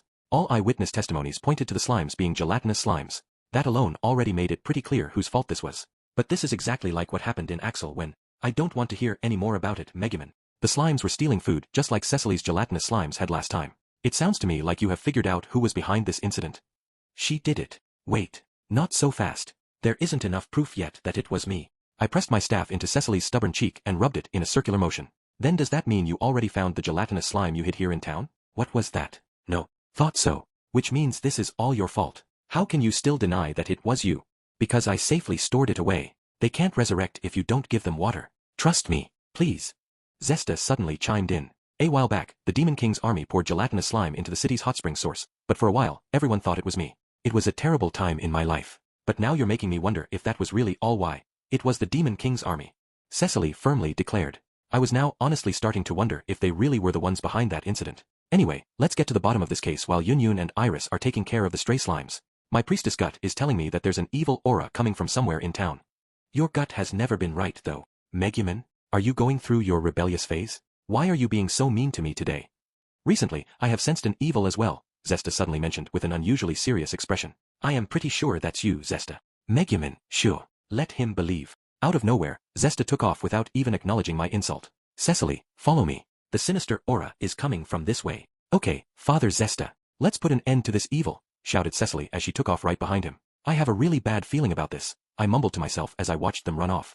I then reflected on my actions after realizing that this was how Kazuma probably felt most of the time, too. 8. They were hopeless. Utterly hopeless. The ominous aura is coming from over there. Impressive, Father Zesta. I too sense an ominous aura coming from that direction. I am seriously going to start getting angry if you two keep this up. Of course, they ended up heading over to the Eris Church. Of course. Okay, Cecily, are you listening? While I act as a decoy and lure the evil out, you will hide behind the door. Once you hear the signal, I want you to leap out and apprehend the Eris follower. Roger, Father Zesta. You can count on me. Are you out of your mind? Are you seriously going to go through with this? Hey, wait. They took a step forward, ignoring my pleas. People passing by began to wonder what was happening and started to form a crowd. Zesta then shouted, Pardon me, is the flat-chested Eris priestess present? I have thought about your proposal that we date, and I have come to give you my answer. Excuse me, screamed someone from within the church, accompanied by thunderous footsteps. I don't even know where to begin. Did no one teach you the difference between right and wrong? Ah. See you in hell, heretic. What the? Cecily, hidden within the shadows, grabbed the priestess the moment she rushed out of the church. The priestess then tripped over her own leg and fell forward, dragging Cecily down with her. I didn't even get a second to stop her before she landed on the priestess's back. Marvelous work, Cecily. I was starting to think you were the one behind the previous gelatinous slime incident, but now we can pretend like it never even happened. Yes. Zesta approached the priestess, who had been caught off guard, with a triumphant smirk. We've got you now, foolish priestess of Eris. I am a man who loves breasts both big and small, regardless of race, but I would never date a woman like you. Ha! Eat that, heretic. What the? First you insult me, then you tackle me, and now you're turning me down. What is going on? The priestess had never been more confused as she was now, with Cecily holding her down. Zesta grabbed the priestess by the chin and lifted her head up as he peeked into her eyes. While followers of Eris are wicked beings, I cannot help but admire your beauty. Very well. Out of respect for your passion, I will allow you to have me for the night. You've always been crazy, but you are acting especially strange today. Ah. People of Arkanlesia, please do not believe his lies. I never told him that. You loved him? But Zesta brought his face up to hers before she could finish her sentence. Do not underestimate me. I know you only berate and lecture me every day because you're playing hard to get. You're just trying to catch my attention. But my answer is still no. I won't go out with you, but I'm fine if you just want to fool around. Oh, that's sweet. No, that's disgusting. And I'm not playing hard to get. I berate and lecture you every day because you're always causing trouble at my church. Seriously, could you? Axis followers, please just leave us alone. I felt bad for the followers of Eris who lived here, because it sounded like this was a daily occurrence. Oh, stop playing games with me. I can't believe these lips of yours would say such a thing. Humph. I'm just going to have to seal them shut with my own. You've got this, Father Zesta. Goddess Eris, grant me strength. After increasing her physical capabilities with magic, the priestess immediately threw Cecily off her, then sank her fist into Zesta's cheek. I sighed at the unsightly battle between clerics and took a peek into the church's still open door when... Stop. I think I just saw a small black creature. I noticed something swiftly running away toward the back of the church, so I turned around to alert the others when... Today is the last straw. I have had enough of you. Allow me to personally send you back to Lady Aqua. It's about time you showed your true colors, you Eris-loving heretic. Lady Aqua told me that Eris has a violent streak in her, and it looks like she was right, judging by how you conduct yourself. Ree-ee. Right when I was considering going home and forgetting about them, Cecily curiously tilted her head to the side. Is everything okay, Megumin? Did this ferocious follower of Eris scare you? Don't worry. I'll protect you. Who are you calling ferocious? Oh, I don't think we've met. You seem somewhat decent for an Axis follower, though. Wait. Are you from the Crimson Magic Clan? I see. Hey, if you have a problem with the Crimson Magic Clan, then let's hear it. More importantly, does this church have a pet? I just saw something run toward the back of the building. I decided to get straight to the point and ask about what I saw. I'm the only one working here, and I don't have any pets. I hardly even have enough food to feed myself thanks to the Axis Church's ever-growing presence. Please don't look so sad. I would be more than happy to donate any loose change I have later. But I really did see something black run toward the back of the church. It was small, black, and shiny. It wasn't any great king of terror. If I had to guess, it seemed more like a swift little slime. You were always a smart Axis follower, Megumin. You're trying to scare her, since she sleeps alone at the church, right? Mega good idea, Megumin. No, I would never do something so pathetic. Ah, hold on. I really did see something. Something black. So please stop looking at me like I'm some evil mastermind. One sigh. Now everyone thinks I'm a weirdo thanks to you too. We started aimlessly wandering the city after retiring from the Eris Church. Oh, you're blaming us? That's rich. Word on the street is you're quite the problem child back in Axel. In other words, perhaps people have always thought you were an odd one, Megumin. Megumin's famous. Hold on. I mean, I am well known, but not even in my wildest dreams did I ever expect to be called a problem child by an Axis follower. I was somewhat shocked, to be honest. Zesta slowly added. Megumin, wizard and honorary consultant of the Axis Church, I am gravely disappointed to have to tell you this, but the Eris Church most likely had nothing to do with this. Nevertheless, I do still feel an ominous aura coming from someone somewhere in town. Wait, honorary, what? Zesta deeply knitted his brow while ignoring the question mark over my head. I have felt this threatening aura once before. It was when that female demon with that outrageous body attacked the city and General Hans of the Demon King's army tried to sabotage our nation. My friend Kazuma told me that religious people like to call things divine punishment or a miracle after it has already happened, so I shouldn't trust them. How can you say such a thing, Megumin? Bring that boy with you next time you come to see me, because it sounds like I need to give him a lecture on just how great Goddess Aqua is. Just then, eek, somebody help. There was a woeful scream coming from the inn facing the main road. What's wrong? The moment I sprinted inside, I found someone, who appeared to be a worker here, listlessly sitting on her knees. The snacks I had been saving for a special occasion were stolen. Some squishy, transparent creature took them, jumped into the water pipe, and ran away. It was obviously a slime, based on the witness's testimony. Zesta and Cecily exchanged glances and nodded. This must have been the work of an Eris follow. The Eris sect had nothing to do with this. Now get out of here. You're in my way. After brushing them off, I smiled at the inn employee to help her calm down. Are you okay? You should be thankful that your snacks were the only thing this inn lost. But the despair did not fade from her expression as she covered her face and shook her head. It's over. My life is over. Nobody's going to come stay at the inn once word gets out that it has a slime problem. I understand your concern, but it was just a gelatinous slime. Nobody's going to be afraid to come here because of that. It wasn't in gelatinous slime's nature to hurt people. Nevertheless, she shook her head. But there still might be customers who are allergic to slimes. Oh gosh, it's over. My life is ruined. I should have never taken over the inn. I should have accepted that job as a chicken sexer, but there is one way I could save the inn. She spread open her fingers that were covering her face, peeking at me through them as if she wanted me to ask her what that was. To be honest, I was more interested in hearing about that chicken sexer job though. I bet I'd get more repeat customers if a beautiful, young magical girl, who just happened to be passing by, helped me out at the inn from time to time. Then hey, wait. Please just listen to what I have to say. I almost forgot that this town was full of Axis followers. After escaping from the inn, I decided to complain to two followers I knew all too well when, Megumin, I heard a scream coming from that way. Stop goofing around and let's go, Megumin. It is our duty as Axis followers to protect the city of Arkanlisha. I am not an Axis follower. Stop pulling me. Fine. I'll go with you. And just like that, the excited duo ended up dragging me to our next location. So you're saying someone stole the underwear you hung out to dry? Yes. They were my favorite pair of panties and bra, to boot. The next victim was a young woman with an hourglass figure. Apparently, the underpants she left out to dry on the balcony had suddenly disappeared. By the way, what color were your panties if you don't mind me asking? Also, what size bra do you wear? Go away, Zesta. I can handle this without you. I thought telling him to leave would wipe that serious expression right off his face, but, Megumin, this is no time to play your silly games. This young woman is a victim, and she needs our help. Sorry. I thought you were. He seemed to be genuinely concerned about her as he scolded me with his unchanging serious expression. He was surprisingly dedicated to helping the townspeople as their leader. Now, I am going to need to check other panties in your collection for future reference. In addition, if you could give me a freshly worn pair to lure out the criminal. I feel like an idiot for apologizing in the first place.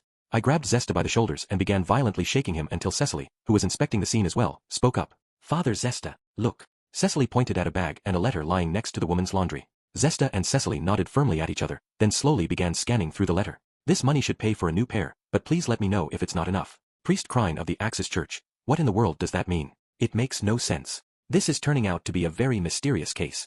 This is one bad slime we're after. I'm going to the police. Hey, let go of me, you two. We wandered around town a little more after that, slaying a few slimes along the way until we decided to take a break on a bench at the park. I had no idea slimes could cause this much damage, muttered Cecily with a grave expression. It appears we were underestimating the severity of it all. What to do now? Asked Zesta with a similarly grave expression. I asserted, 80% of all the problems in this town were caused by Axis followers, though. Cecily smiled gently. There are times when people would actually be happier not knowing the truth. Surely, you've blamed someone else for something you've done before, right? Don't lump me in with your kind. I have never. I suddenly remembered when I blew up part of Crimson Magic Village and blamed it on that female demon. Anyway, that guy who stole the underwear ended up giving them back, and he seemed to have regretted his actions since he was crying, so I guess I could turn a blind eye. The reason he was crying was because he had to give back the underwear. We Axis followers don't feel guilt. Stop making stupid jokes like that. I was trying to agree with you. Right as Cecily and I started arguing. The wyvern. The wyvern was slain. A voice rang out from the vicinity of the city entrance. Wyverns, while not as strong as pure-blooded dragons, were massive creatures that ruled the skies. They were powerful monsters that killed their prey with their poisonous tails. I'd heard this area had a lot of powerful monsters compared with Axel, but I wasn't expecting something this big. Those two girls were the ones who slayed the wyvern. That spellcaster from the Crimson Magic Clan and that blonde-haired lowly. When we headed over to the town's entrance, the massive body of a wyvern lay on the ground with spectators already crowding around it. In the center of the crowd, however. Okay, what happened? You were supposed to be slaying stray slimes around town, so what were you doing outside of town killing a wyvern? It's not our fault there were no slimes in town. A thief, who was an Axis follower, was showing us around when all of a sudden, he said his gut told him there was a giant monster right outside of town. So, there were no slimes? Not even one. It didn't make any sense. We had already slayed numerous slimes, and we weren't even looking for them. Wait, Iris, what level are you right now? I whispered to Iris, who seemed flustered by the crowd around her. Me. Lately, I've been eating a lot of ingredients packed with experience points to prepare for the battle against the Demon King's army, so I'm probably about to reach level 60. Why? I pretended like I didn't hear anything. But, well, now I could see why they didn't run into any slimes around town. Weak monsters instinctively know not to approach when they sense a powerful aura, which meant that these two weren't going to be able to slay any slimes. Anyway, what were you doing while we were hunting big game? We were slaying gelatinous slimes, which was supposed to be your job, plus cleaning up Axis followers' messes, stuff like that. Why did I, someone who had defeated countless generals in the Demon King's army, have to waste my time slaying gelatinous slimes like some chump? Oh really? So the slimes weren't hiding from you, Megumin, huh? Hee hee. It sounds like they were afraid of us, but not AFR. Humph. Eek. I tightly squeezed Union's chest to teach her some manners. The slimes weren't afraid of you. They were afraid of Iris. You and I are basically on the same level. What, think you're special because you went out and killed a wyvern? I wanted to slay a powerful monster, too, Okay, I'm sorry, so can you let go of my boobs already? Union screamed as I squeezed her oversized breasts until they changed shape in the palms of my hands. Megumin. Am I hearing things, or did a beautiful young girl just yell the word boobs? You weren't hearing things. Yun did, in fact, scream that. Stop. I'm sorry. I really am. So please don't excite Zesta any more than you already have.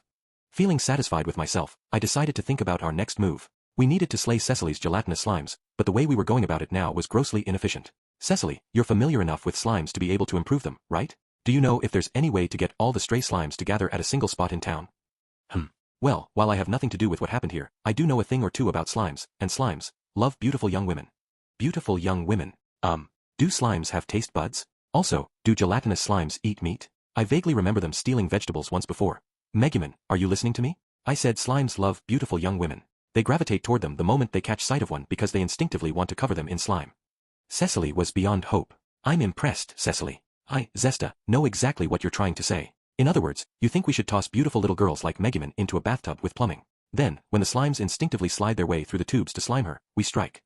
Precisely, Father Zesta. Fortunately, we have a stone sauna and bath back at the Axis headquarters that Megumin created last time with Explosion. While it is now used for collecting holy water, we can have Megumin and the others take a luxurious bath in the holy water to lure out the slimes.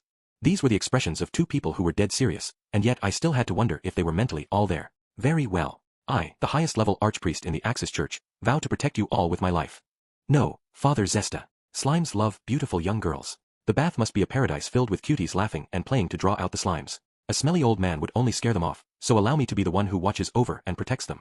Pardon me, Cecily. I thought you said slimes were only attracted to beautiful young girls, so using your logic, wouldn't you being there scare the slimes off, too? Come on, think of how many beautiful girls will be there. One middle-aged man and an average-looking woman shouldn't make any difference.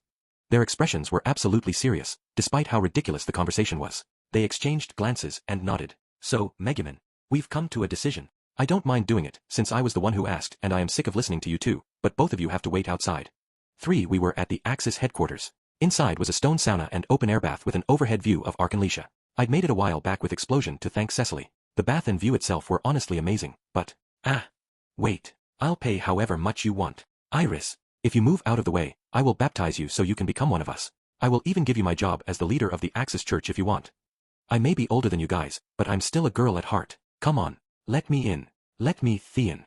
I could hear the screams of countless Axis followers coming from the other side of the bathroom door. Iris, however, was standing guard in front of the changing room. Ideally, she would be even farther away from the bath area, since the gelatinous slimes were afraid of her, but we didn't have anyone else to protect us from the Axis followers. People of Arkanlisha, voyeurism is a crime. Iris, please don't look at me with such innocent eyes while talking sense into me. The darkness in my innocent heart is letting out a bitter cry. Iris was apparently lecturing Cecily, who was throwing a fit, on the difference between right and wrong. Hey, Megumin, is this really necessary? I mean, the water feels nice, but I'm a little uneasy, given the location. It's not like we have any other options. I do not even think we are going to catch any slimes like this. But, well, we came all the way to Arkanlisha, so while there are not any more hot springs, we can at least enjoy a luxurious bath in holy water. Yun and I sighed in relief while soaking in the rock bath. For some reason, Arkanlisha's source was pumping out high-quality holy water, so when the city had been in trouble of going under, they started bottling and selling it, which made them tons of money and put their economy in a small bubble. I would have brought KonoSuba with me if I knew we would be doing this. She has been obsessed with baths lately. You know, I've always wondered if she was really a cat, and I'm starting to have my doubts. The sliding door to the bathroom slowly opened while we were chatting. Cecily, with a towel wrapped around herself, leaned her upper body to the side and peeked into the room as if she wanted to say something. I started crying, so Iris caved and told me I could come inside as long as it was okay with you too. I didn't know how to feel about a full-grown woman crying and begging a little girl even younger than me to let her in. I'm fine with it as long as you promise not to do anything weird. Yes. Cecily swiftly dumped a bucket of warm water over her body before rushing into the bath with a smile. She sank into the water until it was up to her shoulders, then suddenly tilted her curious head. I feel like the holy water was a lot more potent last time I was here. Sounds like the Axis Church is finally being punished for everything they have done to this town. How can you say that, Megumin? This is strange, though. It feels like there's something in the water that shouldn't be there. Usually, I just ignore her, but Axis followers had surprisingly good instincts. The holy water here comes from where the original source was, right? Maybe some weird creature decided to settle there. I don't know. Normally, it would take an obscene amount of deadly poison to contaminate holy water. Yun, who was mirthfully enjoying the warm water, suddenly muttered, "Hey, Cecily? Do you think the gelatinous slimes you were keeping could have mutated?" Cecily twitched. Oh, Yun, come on. Gelatinous slimes are harmless creatures. They don't even eat meat. They are extremely clean and delicious, to boot. There's no way my lovely gelatinous slimes would ever mutate into something poisonous. Cecily was smiling while trying to explain how Yun was wrong, but there was something about how her eyes were wandering that worried me. How about we go to the source and see for ourselves? Just in case. No. Iris wore an apologetic gaze as Zesta cheerfully grinned by her side. Please be careful, everyone. Again, I am really sorry I couldn't be of any help. They saw us off behind the Axis headquarters as we departed for the source of the hot spring. The slimes would run away if we brought Iris with us, so she had to stay here. Zesta, on the other hand, volunteered to stay with her himself rather than come with us and had been grinning from ear to ear ever since Iris called him Uncle Zesta. You be careful too, Iris. If any Axis followers get within even 10 feet of you, you have my permission to slay them. But, Megumin, there's already one right next to me. And yet, Zesta didn't even attempt to move away from her. Zesta, I know this goes without saying, but Iris is royalty. You may be the leader here, but your head will roll if you try anything funny. This isn't a joke, okay? Please. Humans are deeply sinful creatures. Telling them not to do something only makes them want to do it even more. I should probably tie him up. For we made our way to the base of the mountains that towered over the town. At the top of the rugged mountain path was the original source for the hot springs water, where we found, yep, those are definitely gelatinous slimes. No. Dozens of familiar gelatinous slimes were already jiggling around where the hot springs water used to be, but it didn't stop there. In the middle of the crowd of slimes was a small black slime that was latching on to something and digesting it in front of the old hot springs water source. Ah, hold on. Megumin, look. They're giving it food. See. That mysterious slime, which I have never seen in my life, is forcing my babies to steal food for it. In other words, I'm innocent. Are you sure? Because judging by how things have gone so far, nobody would be surprised if you had something to do with that black slime as well. Cecily twitched. Suddenly, the black creature receiving food from the gelatinous slimes looked our way. Oh! The black creature gasped as if it were surprised, then struck a very human-like pose. Miss knows everything about slimes. Is that really a slime? It looks rather intelligent for a low-level monster. But, of course, that is my child, after all. I improved the slimes, so it's no surprise they gained intelligence as a result. Cecily talked a big game for someone who had just said she had never seen that slime in her life. All of a sudden, Yun, who was the most respectable adventurer of the party, tightened her expression. Wait, that venomous black color. Is that? The blood of the Crimson Magic Clan suddenly awakened in Yun as she stared at the gelatinous slime variant. Did you realize it too, Yun? Yes, that's the legendary creature spoken of in the tales of our village. What are you talking about? No, it's not, but that is an extremely dangerous slime. I was trying to be nice and play along with Yun's fantasy, and she got mad at me? All of a sudden, the black creature squirmed in Yun's direction. Oh, you know who I am, young lady. It talked. We shouted in surprise at the creature's sudden remark. Cecily, did you seriously make a gelatinous slime that could talk? Wait, does this mean that even slimes can have brains? I don't know about the brain part, but right now, I'm more focused on figuring out where that voice is coming from. How terrifying my genius can be at times. I can't believe the gelatinous slime I created evolved into this. Guys, that is not what you should be worried about. Yun tightened her guard, contrary to our excitement. That monster can speak our language, despite not even being humanoid. Only extremely high-level monsters can do that. Who are you? Yun drew the wand that hung above her waist and pointed it at the monster. Who am I, you ask? I honestly do not know the answer to that myself. However, Yun, that's one of my children. I must have created it without even realizing it. I shall call this gelatinous slime subspecies Cappy. From now on, his name will be Cappy. Cecily cut off the creature right when it sounded like he was going to say something serious. Nevertheless, Cappy appeared to ponder for a moment before replying. No, while I only have a few faint memories of my past, I don't think my name was Cappy. And I am not a gelatinous slime, which is a ridiculous name for a species, I might add. Eth. You're such a good boy, Cappy. You're so clever. Now come on. Let's go home. Megumin, there are collectors who would kill to get their hands on a talking slime. Oh my gosh. I'm going to be rich. First thing I'll do is take you out on a date. It appeared she had already made up her mind on selling Cappy to a collector. She even invited me on a date. It better be an expensive restaurant. Will you shut up and let me talk already? I am not Cappy. My name was Lance or Vince or something like that, lectured Cappy as his tiny, dumpling's-eyes body jiggled with rage. But the name Cappy is so much cuter. Megumin, what should I do? Cappy's already going through his rebellious stage. I do not really know what's going on, but it is nothing to get upset over, Mr. Cappy. It is a cool name, after all. I don't care what some member of the Crimson Magic Clan thinks about names. Crimson Magic Clan? Yes. The Crimson Magic Clan. Cappy, all fired up, seemed to come to some sort of realization. Cecily, Megumin, stand back. Do not let that slime touch you. I know that monster. It's so poisonous that simply touching it could kill you in the blink of an eye. Plus, it's strong against both physical and magical attacks. Yun was getting worked up, perhaps due to her Crimson Magic Clan blood. It wasn't just Yun who was feeling that way though. Why do I know the Crimson Magic Clan? How do I know they all have ridiculous names? Who am I? Cappy continuously questioned himself, as if he was trying to confirm his own existence. Yun, how are you going to fix this? Cappy was just born, and he's already being influenced by the Crimson Magic Clan. I actually think that would be pretty cool. But, Yun, you need to work on his backstory. Let's give him a more terrifying ability. Like he can grow really big, or shoot lasers, or turn into a human, or something. This is no time to be joking, you two. This slime is seriously dangerous. As Yun's eyes glowed crimson, Cappy began to shiver, as if he was on the verge of remembering something else. I'm dangerous. Yes, the old me was strong. I used to be able to kill my foes simply by touching them, just like that girl said. People used to fear me and stay far away from me. Megumin, things are starting to elevate between them. Do you think we should do something before Cappy embarrasses himself? He's talking like an edgy teenager. Shoo. This is starting to get good. Let's watch just a little bit longer, okay? It sounds like they are gravitating toward origin stories that involved them being rivals in the past. I decided to keenly watch over Yun and Cappy from afar as they faced each other. Why am I here though? Why was I making these slimes gather food for me? Why? It's on the tip of my tongue, but I don't know what's going on with you, but you can't stay here. You're too dangerous. I'll let you go, though, if you promise not to hurt anyone and go back to the forest. They were really doing a good job of maintaining the serious atmosphere, and I was genuinely feeling left out. Cappy froze for a brief moment when Yun gave him an ultimatum. I can't do that. There must have been a reason I came to this place, a source of hot water. All I know is that it's my mission to tarnish this land. Besides, his acting was phenomenal, despite being a lowly slime. You'll let me go. There's no way I can let you go after learning you're from the Crimson Magic Clan. I hate those people, and I hate Axis followers, sharply declared Cappy. It must have taken a lot of guts for a harmless gelatinous slime. Cappy hates the Crimson Magic Clan? I didn't raise him to be a bigot. Megumin, do you think it's my fault he turned out this way? He said he hates Axis followers, too. You shouldn't have neglected your children. But all of a sudden, oh yeah, I just remembered why I hate the Crimson Magic Clan and Axis followers. I remembered everything. Cappy began trembling as if to convey that this was the climax of the show. I am a dead poison slime and a general of the Demon King's army. My name is, I am Megumin, Axel's #1 wizard and a member of the Crimson Magic Clan. All the excitement got you fired up, too, huh, Megumin? But you shouldn't interrupt people and steal the show during their big scene. I got so excited that I accidentally cut Cappy off in the middle of his monologue. I'm sorry. The crimson magic blood in my veins bubbled with excitement. Please, Cappy, go on. I am sick of you two interrupting me. If you're not going to shut up, then get out of here. Wait, I remember you. Cappy suddenly shifted his focus to me, perhaps due to how many times I had interrupted him. Cecily, do you think I should play along? It might sound cheap or cliché, but what if Cappy and I were rivals in a past life? I don't know. I'd feel bad for Yun, since she's his current rival, you know? How about Cappy being your long-lost father? I would feel bad for my real father back home. Do you have any good ideas, Cappy? That's enough. Do you seriously not remember me? My body may have gotten smaller, but our battle was legendary, claimed Cappy as his body shook. He's talking about some fierce battle we had, so it looks like he's fine with the rivals in a past life backstory. Oh, I liked the long-lost father idea better. After learning that she was the daughter of a slime, Megumin falls into despair and embraces the dark side. But at the very end, I, a saint, used the power of prayer to heal the evil out of her, and we live happily ever after. There was something somewhat attractive about embracing the dark side, but the ending was a definite, no thank you for me. What do you think? Why you? Both of you. You're going to pay.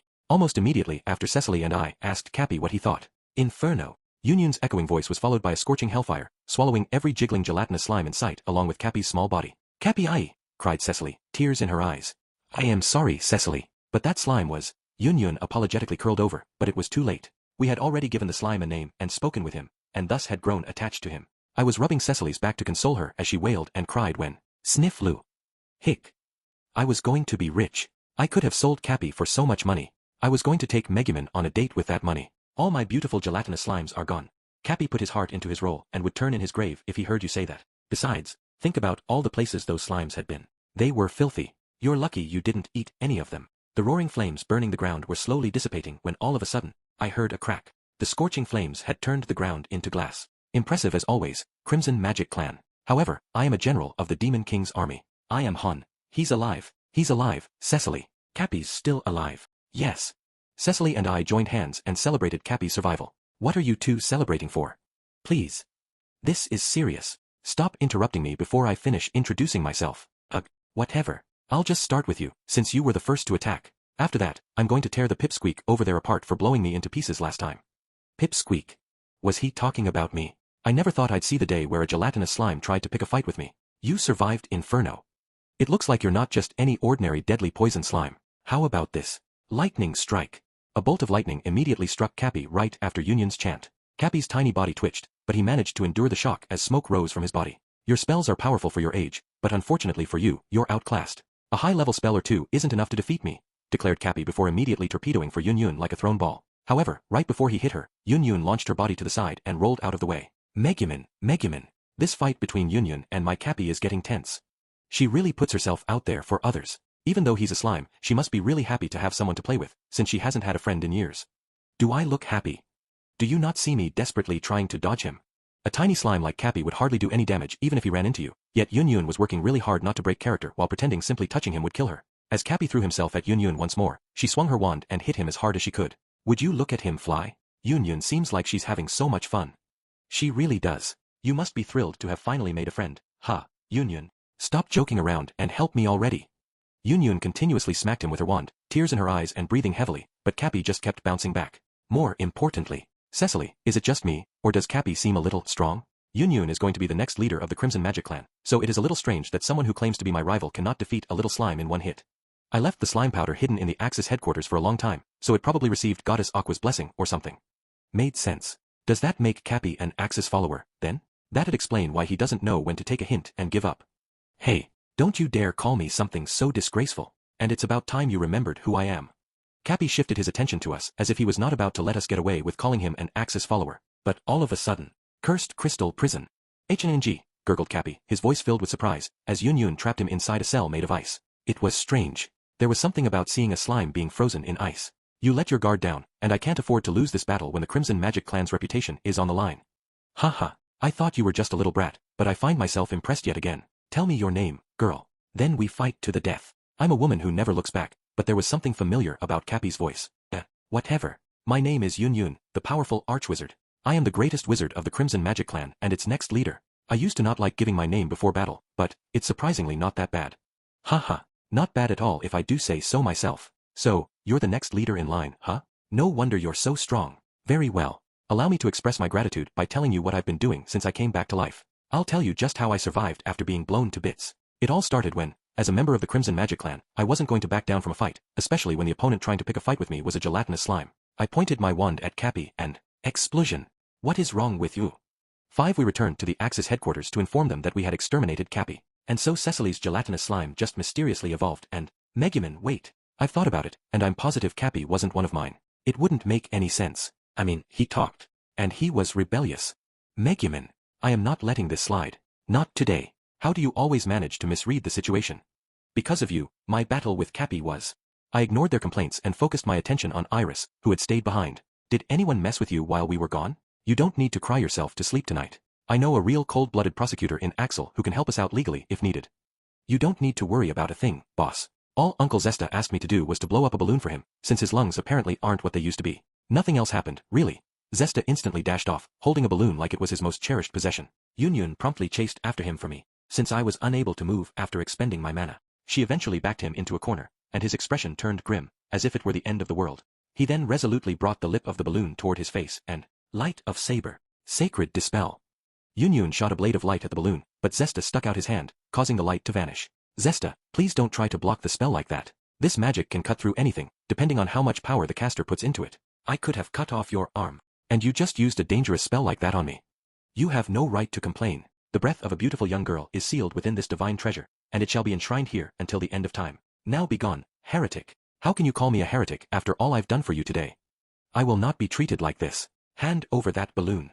Yun unsheathed her dagger in a rage, as if she was going to pop the balloon. Sigh. Your temper is even shorter than mine, Yun. Come on. Why be mad?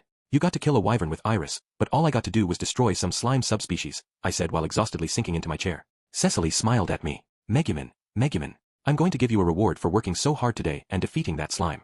And no, thank you. I'm fine. We're friends, aren't we? So I don't need a thing. I was spent due to using all my mana, so I could hardly move, which meant I wouldn't be able to fight back if Cecily did anything to me. She smirked as her right hand approached me. Blessing. She cast a blessing spell on me. Is this my reward? Of course. May great things come to you, Megumin. Oh, were you expecting something a little more intimate? Oh, Megumin. I love you so much. Ack. Get off me. I'm already feeling like a bag of rocks because I'm out of mana. Cecily latched onto me, rubbing her cheek all over my face. I had so much fun on our adventure today, Megumin. She then flashed a brilliant smile, grinning from ear to ear. It wasn't really much of an adventure, but I'd be lying if I said I didn't have fun traveling to a faraway town with everyone. Boss, I had a lot of fun on our adventure today, too. Let's do this again sometime. Taken aback by Iris's innocent grin, I put on a smile and nodded. I will not let you off the hook with some feel-good back-patting. Nobody is going anywhere until you reflect on your actions and change your ways. Yun, making no attempt to mask a rage, was mercilessly chasing Zesta after popping the balloon. Watching him pick up the scraps of shredded rubber with tears in his eyes was heartbreaking. She had apparently cut the lip off the balloon just in case, too. Zesta was muttering something about tasting a young girl's lips and other unspeakable things, so it was good that we shut him down before things got out of hand. I am sorry about robbing you of your fight, but Cappy was the one who started it. You cannot blame me for finishing what he started. Besides, Yun, it is your fault for being so slow anyway. How was I being slow? You're supposed to listen to the enemy make one last speech before defeating them. It appeared that the blood of the Crimson Magic Clan had slightly awakened in Yun, but she still had a long way to go. Kazuma said that people who talk about themselves in the middle of battle are chumps. He also said when last bosses say something like your doom is certain, they're basically dead men walking, so he'd unleash a surprise attack on them if they started monologuing. More people need to get mad at Kazuma so he'll learn.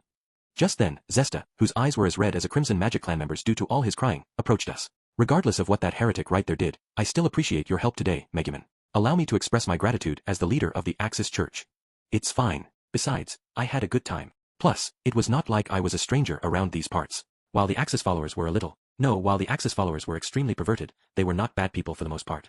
Or at least I'd like to think that. Maybe. I was slowly feeling less confident about it the more I thought about it.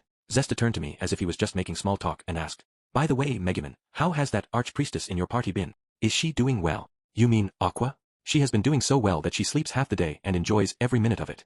And she cried a good bit every time she got too carried away, but I decided to keep that to myself to protect her honor." "Oh, is that so? I'm glad." Zesta's expression warmed with relief, like a grandfather hearing how his dear granddaughter was doing. "May you and your party be blessed with continued health and happiness." He smiled gently at me. 6 that night. I'm back. Ah. How many times do you have to win before you're happy? I know you're cheating. You can't fool these clear eyes. I was welcomed by Aqua's crying the moment I opened the door to the mansion. "Oh, welcome back. You stayed out late today, huh? Where'd you go?"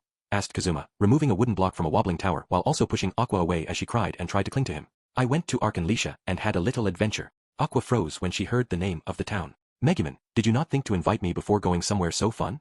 Arkanlisha is the capital of water. And do you know what I'm the goddess of?" "Exactly. Here, have a seat. You and this cheater Kazuma need someone to set them straight." "But you were prohibited from entering Arkanlisha. Remember," I said to Aqua as she was patting the spot next to her on the couch as if to entice me to sit. Darkness, who was playing with KonoSuba on the rug and letting her nibble on her fingers, also chimed in. "I would have gone with you too, if I knew you were going to Arkanlisha. To tell the truth, I kind of like those crazy cultists." I was having trouble coming up with even a single reason to like them. "Excuse me, Darkness, but could you please not call my people crazy cultists? You know what Cecily said? She said the nobles in this country were weirder than both Axis followers and the Crimson Magic Clan combined." What? "Aqua, next time you see Cecily, you bring her to me. I am going to prove to her that nobles are not weird."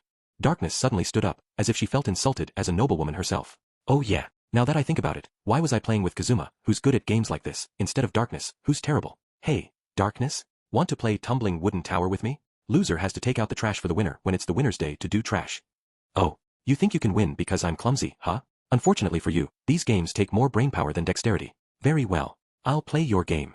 Darkness promptly took a seat before the wooden block tower. "You're on, Darkness. I may lose to a cheater like Kazuma, but there's no way I'm losing to you. I have a foolproof strategy, after all."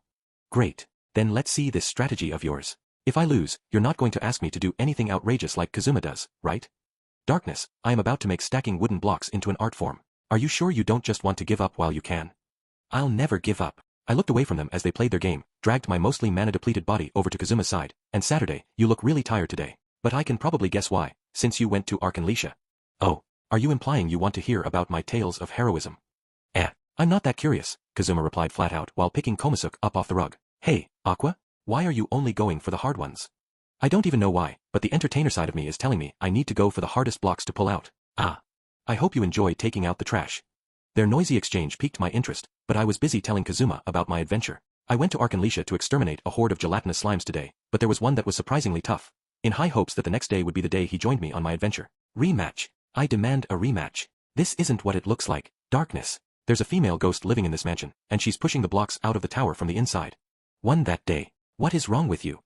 Just give up already." It was almost noon, yet Kazuma still hadn't even made an attempt to climb out of bed, so I smacked his blanket until he peeked his head out and mumbled, "There's a famous saying in my country, when you give up, that's when the game is over." Those words mean a lot to me, and I don't plan on ever giving up. It's a good saying, but I think you're using it wrong. You are going on an adventure with me today, and that's final. Kazuma slipped his head back under the covers. I tried pulling them off him, but he wasn't giving up. Unfortunately for Kazuma, however, I was far more powerful than he was, and it was only a matter of time until, "Create water." He stuck his hand out from under the covers and soaked me with a water spell. I stood frozen in disbelief as water dripped down my body, when suddenly, Kazuma poked his head out again from under the covers. "Woe unto those who disturb my slumber. Begone, Cretan, lest you be defiled by the wrath of Create Earth. I am not going to back down simply because you are using fancy words. Besides, do you think I am going to let that slide? I am going to dry off my body on your bed." Stop. You're going to get my bed wet." "Okay, I'm sorry. They're going to think I wet the bed, so please." I wildly rolled around the bed until Kazuma sat up in a fluster. "Seriously though, you've been going on adventures every day lately. Frog slaying, slime slaying, right?" asked Kazuma, stretching after crawling out of bed. I don't want to fight weak monsters like that though. I want to go after something big. You know, Yun and Iris killed a wyvern back in Arkanlisha, but me? All I got to fight was Cappy. The hell is a Cappy? When we went downstairs, we ran into darkness, dressed like a wealthy noble, getting ready to go somewhere. What happened to you, Megumin? You're soaking wet. This guy sprayed me with create water. She began nervously fidgeting when she heard about the water. Oh. And why did he do that? I climbed on top of Kazuma in bed to wake him up when, all of a sudden, he got really excited and made me wet. But that wasn't enough for him. He told me to get out of his room or he was going to defile me, and, I'm sorry, okay? But do you think you could have phrased that a little better? Darkness is fidgeting. Which reminded me, get changed, Darkness. We have an adventure to go on. Oh, I can't. I have work today. There are some documents that need to be signed and, Darkness reluctantly replied with a stack of documents in hand. Do you know how hard it was to get Kazuma out of bed? Why do you have to do paperwork? What is your job? I am a noblewoman. Hey, give those documents back. You're smearing the ink. Her eyes welled with tears as my wet hands caused the ink to bleed all over the page. Sorry, but I can't go on an adventure with you today, either. Cecily said she brought back some amazing booze for me from Arkanlisha, so we're going to have a party at the Axis Church, stated Aqua, who was preparing to go out as well. You too, Aqua. You're going to go drink in the middle of the day. What is your job? I'm a goddess. I hated to admit it, but this party had absolutely no self-discipline. All of a sudden, there was a knock at the front door. Kazuma immediately looked over and saw a familiar woman peeking inside. Oh, it's the receptionist. Sigh. It looks like my help is needed. It was the receptionist from the guild. Kazuma gave her a smirk as if he was trying to act cool, but, oh, no, I did come to discuss work, but it isn't for you. It's for Megumin. I flicked back my cloak, showing no concern for Kazuma, who had fallen silent. Oh, a job that requires my assistance? The client made the right choice. Very well. Take me to this person who needs my help. I don't know why you're wet, but you should probably change before we go. I left Kazuma behind, since he was sulking that he wasn't the one she'd come for, and went to the Adventurers Guild alone. Your client is Mr. Burton, and the quest's location is the capital. I'm going home. I tried leaving the moment I heard the client's name, but the receptionist grabbed me by the cloak and stopped me. Where are you going, Megumin? Please don't leave. This client has donated a lot of money to the Adventurers Guild headquarters in the capital. That does not have anything to do with me. I have accepted one of his quests before, but he was a monster-loving weirdo. He is way too much for me to handle alone, so you are going to need to ask someone else. I tried leaving once more, but the receptionist wouldn't let go of my cloak. Are you sure, Megumin? This is a job from the much-talked-about Professor Burton himself, the man who wrote the famous Professor Burton's Biology for Dopes. I said I don't care. Since when did he get famous anyway? He was treated like an outcast back when I accepted his quest. He was basically a nobody in the eyes of the guild when I last saw him. After proving the existence of the King Toad, he instantly became famous, and he is now a known expert in the field of biology. Wait, what? That was a monster's name I couldn't just ignore. The King Toad. Nobody knew of its biology or habitat. It was nothing more than an urban legend until Professor Burton was able to submit its carcass and... I took out my adventurer's card and checked the Slade Monsters column. Here, take a look at this. See where it says King Toad? Well, I was wondering if it had a bounty on its head. Megumin? Why does your card say? It is an extremely rare monster, but its existence has just been proven only recently, so unfortunately, there is no reward. Oh. I couldn't believe a monster of that magnitude didn't have a bounty on its head. It was just as surprising that Burton had become an authority in the field of biology. What's this named monster under King Toad? Deadly poison slime Cappy. Hold up. If Burton was an authority on monster research in his field, then maybe that meant he was rich now, too. And he wouldn't have been able to do it without our help, right? Plus, the pay was really low for a monster that big. Alright, Megumin, this Cappy here. I'll take the job. After picking up the written request, I bid farewell to the receptionist, who looked like she wanted to say something, and began my search for a certain someone within the guild. Who was I looking for? Of course, it was my good friend who was strong, reliable, and could use teleport. I'm beat. This is Clarice. I'm a warrior, and she's a priestess. Sorry to bother you. We're new in town. Anyway, you're a wizard, right? You didn't look like you already had a party, and we'd make a really well-balanced team, so we were wondering if you wanted to join us. I easily found my friend Yun after only a few seconds of searching the guild. But it looked like something was wrong. Two people around my age were talking to her as she looked to her sides with a stupefied expression. She then pointed a trembling finger at herself. Are you talking to me? Of course. Who else would we be talking to? Ha ha ha. Are you nervous? Don't worry. This is going to be our first quest, too. It looked like some fledgling adventurers new to Axel were trying to pick her up. I'm Yun. It's nice to meet you. Tears welled in her eyes while she bowed, as if being invited to join their party made her the happiest person in the world. You don't have to be so nervous. I've slayed countless monsters back home in my village. I don't mean to brag, but I'm actually already level 4. Union's a really cute name. I'm level 2, but I'm wearing chainmail, so I should be fine if we're slaying frogs. Yun blushed, having her name complimented by Clarice. Leave it to me. I'll use the Crimson Magic Clan's power leveling ability raise and have both your levels in the double digits by tomorrow.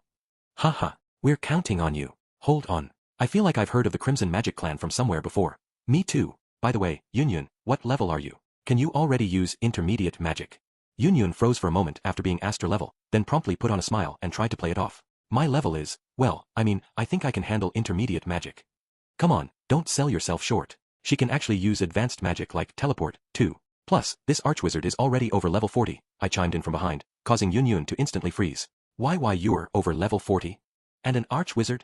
Shouted the rookie adventurers in surprise. I continued, and she isn't just any archwizard. She's a magic user of the Crimson Magic Clan, a race born with an extremely high aptitude for magic. You rookie adventurers are probably better off forming a party with someone around your level. I'm so sorry we bothered you. PPP, please forgive us. We're new here, so we didn't know. Wait.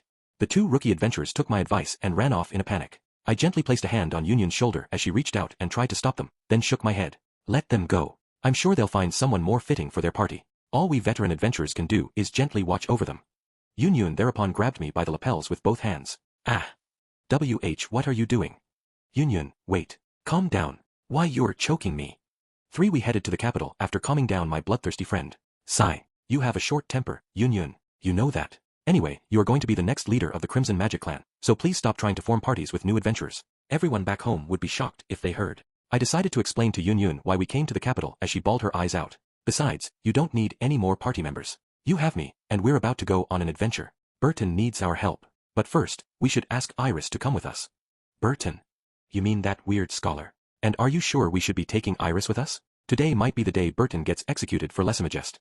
I understood where she was coming from, but the written request I got in Axel stated that we wanted the same party members as last time. Yunyun looked up at the castle towering over us and anxiously muttered. Plus, I'm starting to worry that maybe we shouldn't show up to the castle uninvited anymore. Excuse me, sir. Were you not listening to what I just said? The guard's face twisted in disgust, as if he already recognized us. We came to invite Iris to hang out. Could you please tell her that her friend Megumin is here? We cannot have you inviting our nation's princess to hang out, whenever you please.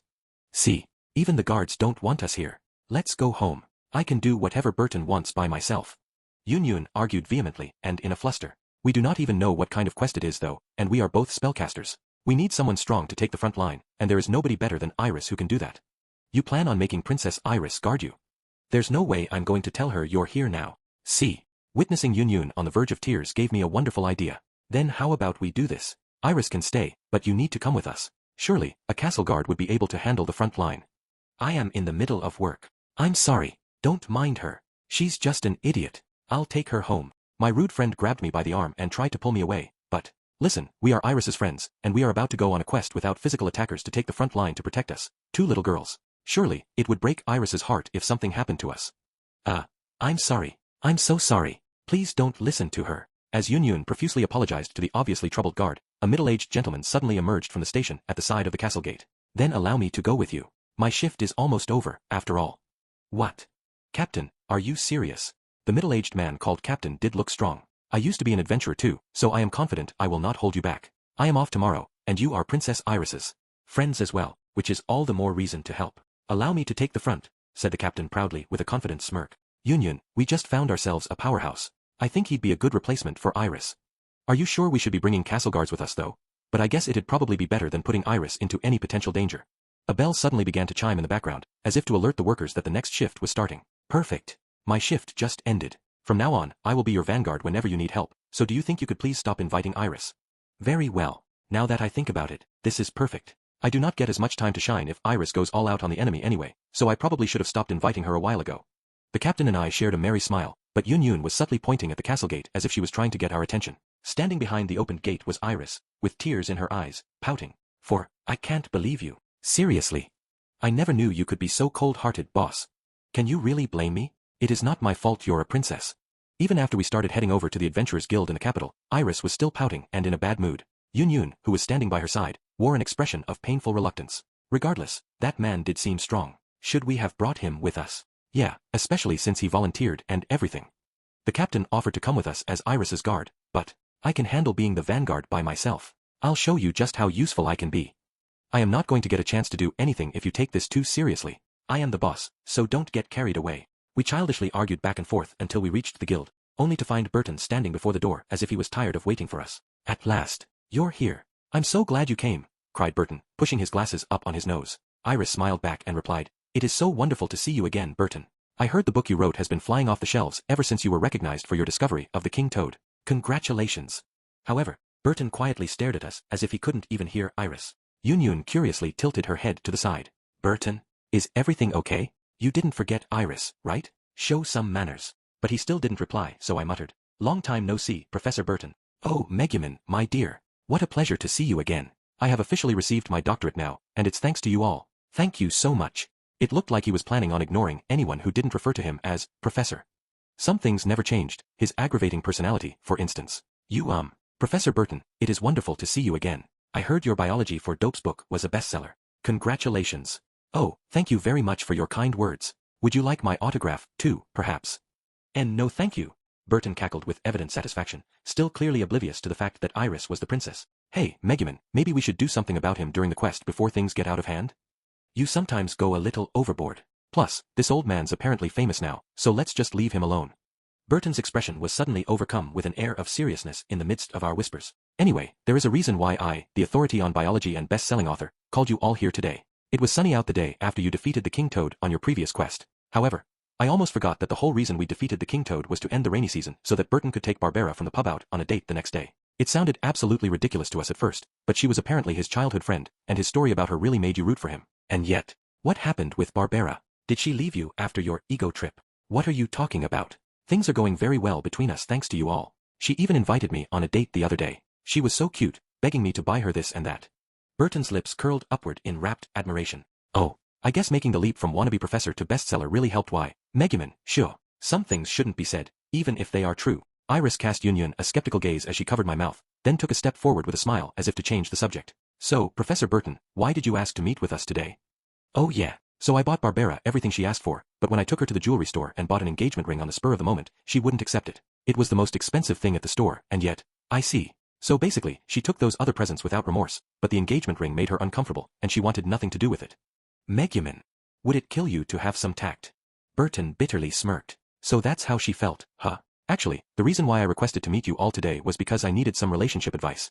Last time, you guys taught me a little about how women think and feel, and things went well thanks to your advice. But it looks like my ego ruined it." "I see. We actually came all the way here because we thought we could squeeze some more reward money out of you, since you're famous thanks to us defeating the king toad. Stop chiming in with your rude comments." Just as Yun thrust me aside for butting in too much. "I know how Barbara feels." Iris suddenly shouted with her fists clenched and stars in her eyes. She showed Burton her cheap ring, ill-fitting for a princess, and said, "Do you see this? While this ring is far from valuable in a monetary sense, it is the treasure I value most out of every piece of jewelry I own. Surely, Barbara must want something that feels special to her as well. It has to be thoughtful. That's why. I was pretty sure she'd gotten that ring from Kazuma." I gradually felt myself annoyed at her showing off the ring until Burton suddenly let out a sigh. "A kid like you doesn't understand love. I am trying to help you." "Ugh, jerk." Burton seemed somewhat cheerful, despite the fact that Iris was smacking him. "But while a child, you are still a girl." "I see. Something thoughtful," muttered the middle-aged man before pondering for a few moments. "Megumin, I have a new job for you all. There is something I want you to get for me," continued Burton as Iris shook him. "Apologize. Apologize for treating me like a child. 5 different people value different things. I felt that frequenting a popular store until you got your hands on something that was usually impossible to get unless reserved way in advance was more than thoughtful enough. People good with their hands could even make it themselves. If someone worked there but off and bought a ring that cost them 3 months' salary, then the recipient would be overjoyed, regardless of the price. So the most thoughtful present a biologist could get would be, Burton. Call me Professor, Yun. Those are magic eaters. Their population has decreased immensely, so it's uncommon to see one anymore, but they are extremely rare sprites that eat mana. We were being chased by luminous, floating creatures throughout the forest next to the capital. Burton, magic isn't working on them. Do they not have any weaknesses? I told you to call me Professor, Yun. Magic eaters absorb most magic attacks. There are only 2 ways to realistically defeat them. Use Light of Saber, which turns the caster's power itself into an attack, or use Explosion, which can inflict damage on anything and everything. After hearing that, Yun immediately swung her right hand into the air and chanted a spell. Light of Saber. A blinding flash of light swallowed the area, splitting one of the luminous bodies in half. However, Burton, it merged back together. I told you to call me. Forget it. You need to hit each spirit 100 times with Light of Saber. Surely, that will be enough to. I don't have enough mana to do that. Is there any other way to defeat them? We're going to have to get Megumin to use Explosion again if there isn't. Usually, I would have loved to save the day, but I felt like it'd be a waste using Explosion on some flashing ball of light when the forest was filled with countless powerful monsters. You should be able to hurt it if you use a weapon infused with mana. but it would have to be an extremely powerful weapon to defeat a magic eater. Or, before Burton even finished his sentence, one of the magic eater's light dispersed, and it disappeared. When I looked to my side, I noticed Iris in the middle of attacking another magic eater with a glowing sword. It looked like she managed to bring her country's national treasure, Caliba, with her this time. The out-of-breath professor suddenly stopped running, as if he was relieved. Good work, Iris. I'll make sure to give you my autograph once we're back in town. And no, thank you. I'm more interested in knowing how such powerful monsters ended up decreasing in population. Iris brought up a fine point while slaying another magic eater. That is a very good question, Iris. It's because magic eaters are attracted to high-level monsters with powerful magic, driving them to go on suicide missions. There's even a famous story about countless spheres of light gathering before the Demon King's castle. Powerful magic. So these magic eaters are attracted to anything powerful in the area? That's right, Megumin. In other words, it was one of us who attracted them. Burton stared hard at Iris as she slayed the final monster. She looked away and muttered, "That's the Crimson Magic Clan for you. Boss and Yun have extremely powerful magic."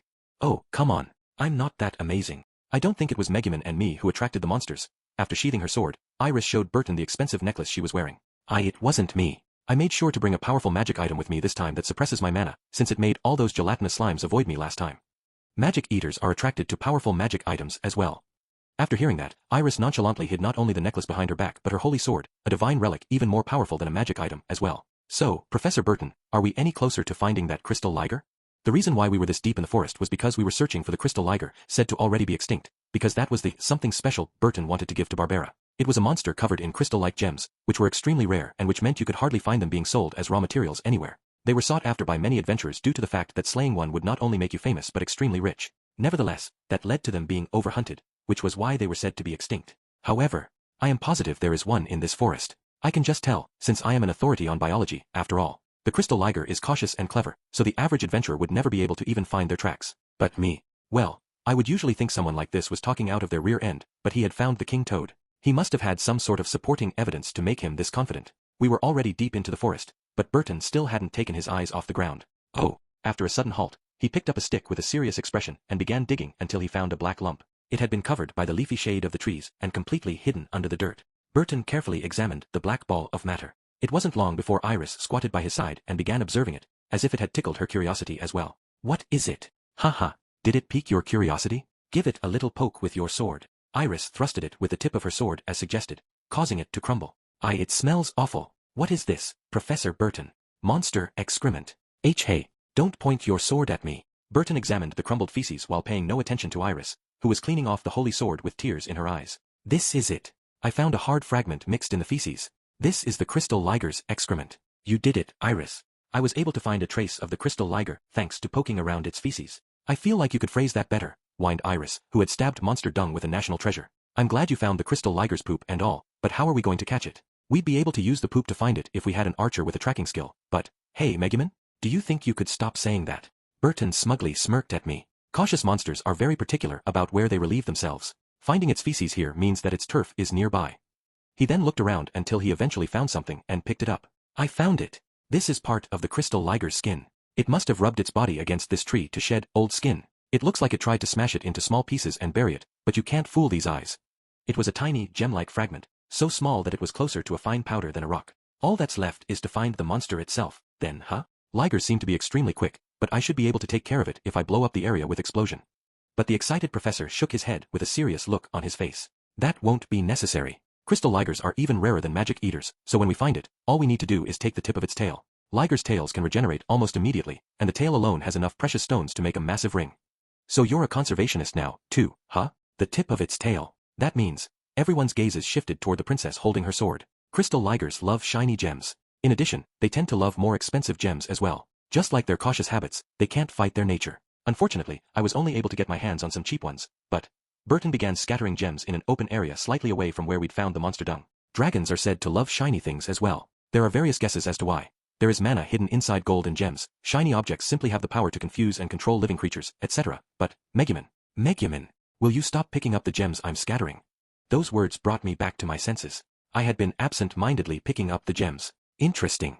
It appears gems really do have the power to control living creatures. Even a member of the Crimson Magic Clan with a resistance to magic such as I couldn't help myself. You're just obsessed with money. I ignored Union's retort while sprinkling the gems back on the ground until all of a sudden, I felt a powerful gaze on me. I instantly looked over and saw a cat-type monster almost twice the size of a beginner's bane glittering in the sun. It was staring at the necklace hanging around Iris's neck, something a commoner could never afford. Hey, Iris, can I ask you something? The gems on that magic necklace of yours look really expensive, so I was wondering exactly how much they were worth. I was told this necklace is a national treasure.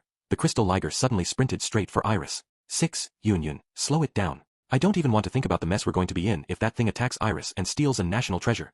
Iris, run. Bottomless swamp. Yun immediately grasped the gravity of the situation and cast a swamp spell while on the verge of tears. But the crystal liger simply leaped over the bottomless pit without showing any signs of panicking. It hopped from tree to tree, approaching its target. It wasn't even acknowledging our existence. Saliva dripping from its chin, the liger continued to run toward Iris at full speed as she stood in front of Burton with her sword drawn. Liger-type monsters such as beginner's banes are all good at climbing trees. Yun, it is clear that you didn't read my best-selling book, so you lose a point as an adventurer. I wouldn't even have to worry about slowing it down if you hadn't ordered us not to kill it. Does it not have any weaknesses? Shouted Yun with a dagger in her right hand and a wand in her left. Burton fled to my side, smugly smirked, and said, "Allow me to take care of its weakness." Liger-type monsters can't reach behind them with their forelegs, so if you were to pet their head, you gently would approach them from behind and, Megumin, get ready to cast explosion. I think beginner's bane-type monsters are cool, so I kind of like them, but I guess we don't have much of a choice. Wait. Stop, I say. I gave up on the idea of cutting off its tail and got into stance to cast explosion, but Burton grabbed my wand and wouldn't let go. Iris saw him beg me to stop and promptly dropped her sword on the ground. Yun, I am going to grab it with my bare hands, so I want you to cast Light of Saber and cut off the tip of its tail. Can you do that? You're going to what? Iris, forget that. It's a rare monster. Kill it. Yun, wait. As a biologist, I cannot just stand here and allow you all to kill it. Burton, refusing to give up, shook his head while clinging to Yun. I placed a hand on his shoulder and said, Burton, I respect your resolution as a biologist, but is it worth risking Iris's life to protect that liger? Would Barbara really accept a gift that you could only get your hands on because you put someone else in danger? My expression was the epitome of seriousness. Grr. Grrrrrrr. The liger grew more cautious and stopped after noticing Iris throw her sword down. While the necklace was suppressing her mana, its wild instincts must have warned it. Liger-type monsters were impressively smart. Megumin.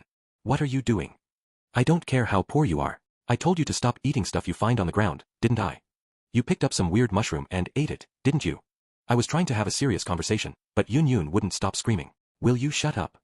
You're ruining our chances of persuading him. If something were to happen to Iris or that national treasure, we're going to be the ones who are beheaded. What you need to be doing is paying him lip service so we can kill that thing.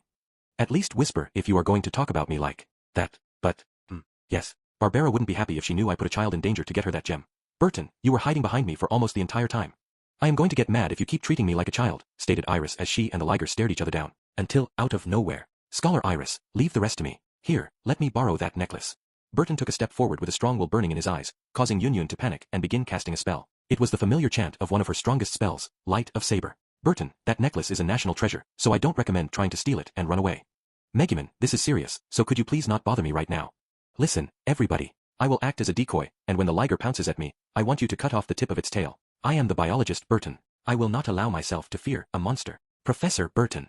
Although Yun's and Iris's voices were filled with admiration, Burton was trembling at the knees. Don't push yourself too hard. You just got your hands on a nice royalty deal and are considered an authority in your field. You're a professor now, so how about you forget Barbara and go after someone younger instead?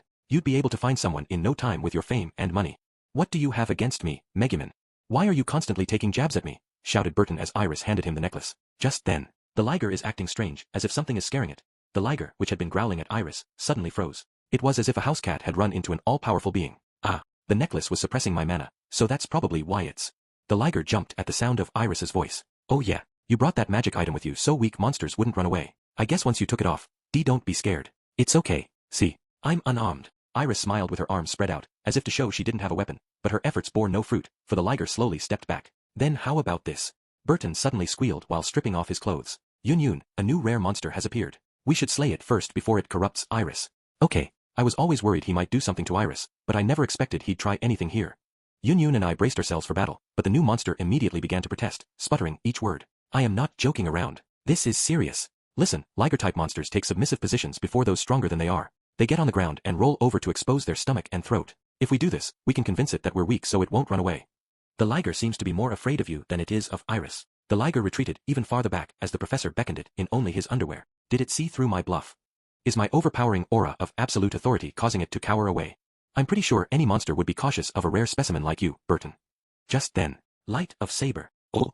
Yun finished casting her spell and swung her sword of light at the liger's tail, but the cautious liger already had its guard up and managed to dodge the attack, albeit barely. Iris, now. Okay, I've got this. I kicked the holy sword on the ground up into the air, sending it right over to Iris, who swiftly caught it. 7. We were on our way back from the depths of the forest. It was already getting close to evening by the time the entrance came into sight. It has gotten late. I really hope the castle hasn't started panicking and searching for Iris.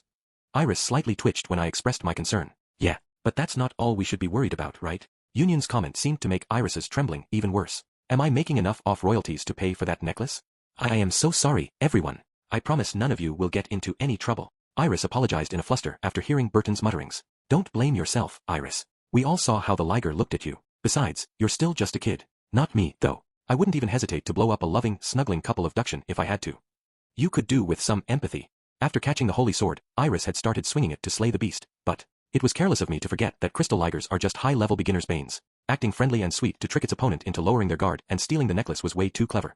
Liger-type monsters are known for being smart, so when it noticed Iris was hesitant to attack, it rolled on its back and started acting playful. Then, right when we let our guards down, it swiped the necklace with its mouth and took off. It was my fault for ever wanting the gems of a crystal liger. Allow me to apologize to your parents, Scholar Iris. I will pay them back for the necklace. Don't worry. They won't get mad at you if the authority on biology and best-selling author apologizes on your behalf.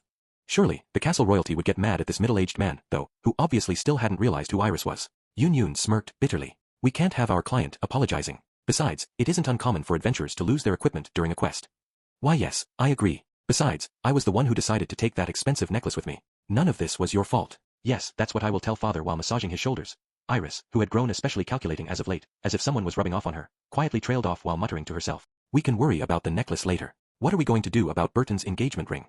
Air. Iris and Yun quietly groaned. However, oh, don't worry about that. Look. Burton produced an extremely tiny crystal. It was one of the crystals he'd picked up while we were tracking the crystal liger. I remembered what Scholar Iris said. A thoughtful present is far better than an expensive one. While small, this crystal is something I got on my own. There is nothing more thoughtful than that, right? And no good. He started off cheerful, but his words gradually lost confidence when he saw the stunned looks on our faces. I faced our anxious client. I don't think it's a bad idea at all. It looks like you're finally starting to understand women, I said with a smile. All right, then. Let's get that gem made into a ring. Burton, I'm sure she'll be ecstatic. After all, she's going to be getting a ring made with a crystal from a monster that was said to be extinct.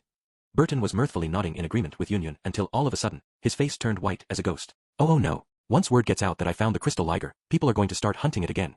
Oops. Don't worry about that beast. That scoundrel stole Iris's necklace. There is no reason to feel sorry for it. And no, I cannot allow it. The biologist inside me won't allow it. But I vaguely remember you not caring if the fabled King Toad went extinct during our last quest.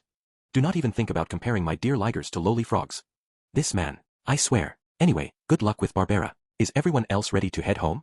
We should take Iris back to the castle before it gets too late. Yes, I still have to tell my parents about the necklace. Wait, not so fast. You have treated me so well, and I trust you all very much, so please. Share the knowledge of the Crimson Magic Clan with me. There has to be a way I can turn this gem into a ring and still keep the crystal liger from being hunted. I thought about what I could do to help as a member of the Crimson Magic Clan, despite being annoyed that Burton was clinging to me. There is one thing you can do. You can slay the crystal liger yourself. That way, there wouldn't be a monster to hunt anymore. Stop playing around. Burton wore a troubled expression as he looked down at the glittering gem. I faced him and said, fortunately, no strong monster showed up today, so I still have plenty of mana. What are you talking about, Megumin? Burton curiously furrowed his brow, but Yun pulled a face as if she instantly knew what I meant. Do not even think about it. We're right next to the capital. If you're going to do it, then go deep into the forest first. After hearing that, Iris apparently caught on to what we were talking about as well. Go for it, boss. I, the Princess of Belzerg, will be witness to your slaying of the crystal liger. Burton let out a hysterical shriek. Yun wryly smirked at Iris and replied, Iris, adventurers don't need witnesses. The monsters we slay are recorded on our adventurer's card, so, it's okay. It is. No, Iris, don't say it's okay. Iris sent Yun a carefree smile. She really had been acting like a certain somebody back at the mansion. It seems we're all on the same page. Now, Burton, look how hard both the princess and the greatest spellcaster of the Crimson Magic Clan are working for you. I will hunt you down myself if you mess up the proposal now. Burton absent-mindedly muttered to himself as his eyes were locked on Iris and had been ever since he'd let out that bizarre shriek. He was sweating profusely, which probably meant he had just realized who Iris really was. Burton's lower lip was nervously quivering, the color in Yun's face was long gone, and Iris seemed to be somewhat excited. Showering in their gazes, I raised my wand into the air and declared, I want each one of you to remember what I am about to say. With the help of the biologist Burton, we discovered a crystal liger, which was thought to have been extinct, in a forest near the capital. Hearing it was rare, I was unable to contain my desire to blow it up using my fabled explosion spoken of in tales, even in the city of Axel. The pitiful endangered species was wiped off the face of this planet, along with Iris's necklace. After my speech, I loudly chanted the spell, then, explosion! I unleashed the powerful spell in the middle of the capital's forest. In a small pub located in an obscure corner of the capital, Burton was handing a ring to a beautiful woman who appeared to be the owner. We watched from afar, unable to hear their conversation, but Burton and Barbara look so happy. They really do. We don't even need to ask him how it went. Yunyun and Iris were right. The results spoke for themselves. So, it's clear they love each other but never got to communicate that until now. Look how happy they are. So how about we leave on a good note? You will not be leaving. We told you explosion magic was prohibited within and around the imperial capital. And now you're telling me there was a crystal liger? Those things went extinct a long time ago.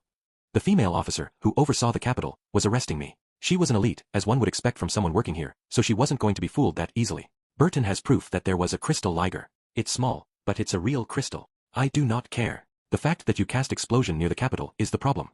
To make matters worse, I couldn't move due to depleting all my mana, and she had tied me up, so there was nothing I could do when she tightly pinched my cheeks with both hands. Q, quit it. You're picking on a little girl who can't even move, and you call yourself an officer. Mind your tongue. Ugh. I'd lock you up and throw away the key if Iris wasn't with you. After looking at Iris, who was smiling while watching over Burton, the frustrated officer began untying my rope. You got lucky this time. That girl's basically my underling. You would have been nothing more than rust on her caliber if you had ended up arresting me. Princess Iris would never do something so absurd.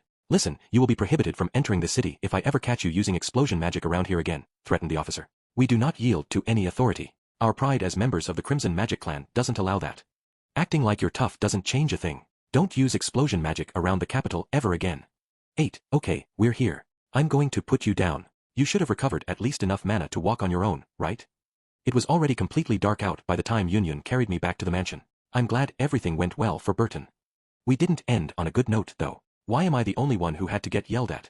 Claire had scolded us when we took Iris back to the castle. After that, Lane had scolded us as well. Then, everyone at the castle was mad at you. Yes. From maids to butlers, guards to random old guys, countless different people had scolded me while expressing concern as well. The princess did get home late, so I suppose it made sense, but why do I have to be yelled at for something that Iris did on her own? I didn't even invite her. Plus, we only lost one national treasure. Big deal. We should probably be grateful that they only got mad at us after what happened, commented Yunyun. I didn't know how to describe it. All the adventures I had gone on lately were fun, but they weren't exactly what I was after. I didn't want to hold back. I wanted to. Besides, you're our party's leader, right? It's your job to take responsibility when something happens. Yunyun was teasing me for a change, which was rare for her. There is absolutely nothing good about being the party's leader. All it is hard work. I wouldn't mind being the party leader if you really don't like it that much. I mean, I am a candidate for the next village chief, so I need to start practicing being a leader. I was annoyed watching Yunyun fidget with hope in her eyes. Anyway, how will we invite Iris on adventures now? Monsters are going to start avoiding us everywhere we go without that necklace to suppress her mana. Iris seemed kind of sad to say goodbye at the castle as well. I wish there was something we could do, but anyway, about me being the leader. Iris kept telling everyone that I had defeated the crystal liger, so that wasn't a problem. But the national treasure, the necklace, was still gone. We could invite her on an adventure if we were fighting something extremely powerful that wouldn't run away even after sensing her strong mana, but we wouldn't be able to get that necklace back ourselves. Iris, Yunyun, and I were far too specialized for battle, so we couldn't do much else. We would need someone who could search, track, and give sound orders. Most importantly, we needed. Is it just me, or is this party way too disorganized? Says the biggest troublemaker in the party. Don't act like this has nothing to do with you. It was clear as day that even the most powerful and smartest party leader in the world wouldn't be able to make it work when the only other party members were an overprotected princess and a lonely girl with no friends. Why are you looking at me and sighing? Can you not see you're part of the problem? It finally hit me over these past few adventures without Kazuma. I preferred destroying to giving orders. Kazuma must have it rough. She could say that again. Darkness not only had a weird fetish, but none of her attacks ever connected. Aqua had the worst luck and was great at messing things up. You couldn't take your eyes off her for a second without her doing something she shouldn't. Kazuma probably always had something to worry about, since he had two troublemakers in his group. I guess I was just going to have to carry their deadweight and back him up. Anyway, it has gotten late. I'm going to ask Kazuma for help tomorrow morning, but first, I have to tell everyone about what happened today. I'm sure he'll help us. If you ignore his faults, he's actually a nice guy deep down inside. Kazuma really has it rough. It doesn't help that the biggest troublemakers always believe they're the most useful. I had no idea what Yunyun was babbling about as she looked at the mansion with a sympathetic hue in her eyes. But I'm home. I opened the door to the mansion to tell everyone about my adventure today. I thought that things had been peaceful as of late, but it was nothing more than my imagination. I was suddenly approached with a problem first thing this morning. Wait, could you repeat that for me? I asked Megumin, who was sitting on her heels on the rug in the mansion's hall. I was sitting on the sofa while leaning forward with Darkness by my side, frozen with her mouth agape. Megumin, you went to slay a crystal liger? You know how I feel about money. Why didn't you bring me with you? Now that I think about it, you didn't tell me you went to hang out in Arkanlisha until after the fact, either. Shoo. You've talked enough for today. This is a way bigger problem than that. For some reason or another, Aqua was sitting right next to Megumin, leaning toward her. I cleared my throat. So, what happened again? I went on an adventure the other day, but, well, a monster known as the Crystal Liger ended up stealing a necklace, which is a national treasure, so I was wondering if you could come with me to steal it back? I wrapped my hands around my head and collapsed to the ground. This is why I didn't want to go on an adventure. Why do you always cause trouble wherever you go? I thought you had more sense than that by now. Even Aqua of all people hasn't been causing any trouble lately. I thought the old Megumin was gone. I thought the mad dog inside her had finally calmed down, and yet. Actually, Kazuma, yesterday Aqua was, hey, Darkness? Why do you have to go running your mouth the moment things start going well for me? I was planning on telling him myself after we took care of Megumin's mess. People stop caring when you bring up small mistakes after big ones. Ah! I instinctively screamed after learning that there were still more problems I had to worry about. Megumin, who had been sitting with downcast eyes, suddenly lifted her head back up with a bashful smile. I went on an adventure the other day, but why are you repeating your story as if nothing happened? And what's with the smile? Do you really think that'll work on me? I am not going with you. Not this time. It's time for you to get a taste of what it's like to be me, cleaning up after all your messes. Do any of you oxygen thieves know how hard it is to be a leader? Megumin's smile peeled off her face as her teeth audibly clenched together. I am asking you nicely. Unbelievable. I learned firsthand lately just how hard it is to be the leader. Yes, Kazuma. I understand how difficult things are for you. Wow. You're so amazing. You're great. Good job. Happy now. You're going to end up coming with me eventually, so stop wasting our time. Why you little. Don't get short with me, lowly. Just for that, I'm going to use Drain Touch on you every day until you don't even have a drop of mana left. You won't be able to use explosion magic until I decide to forgive you. What is wrong with you? I do not find threats like that funny. There are some things that should never be said, human, and you just crossed a line. Megumin swiftly stood up with a tense smile and slowly retreated with fear in her eyes like I had never seen before. I took out some wire for bind and began spinning it in a threatening manner. My name is Kazuma Satu. I'm a man of my word, and I don't break promises. I'm the guy who faces absurdity and punishes anyone from the Crimson Magic Clan who gets too carried away. Life has been comfy lately. Too comfy, which is why you and Aqua have started to make light of me. It's time I show you all just how serious I can be. Large drops of sweat dripped down Megumin's cheeks until all of a sudden, she smiled as if a switch had been flipped. We all just need to calm down, Kazuma. I apologize for getting mad, so do you think you could put away that wire? The Kazuma I fell in love with would never do something so horrible. Whether we were being selfish or causing you trouble, the Kazuma I remember may have complained, but he would always come to our rescue in the end. Hee hee. You must be in a bad mood, since I've been going on adventures without you lately. Fine. You win. Today, I will stay home all day with you, and we can relax. Bind. Megumin rolled around the rug, unable to break free. Kazuma. I get it. I'm sorry. I apologize for losing my temper and for trying to weasel my way out of this. Alright, you win. Could you please not get any closer? Let's make a deal. Come on, Kazuma.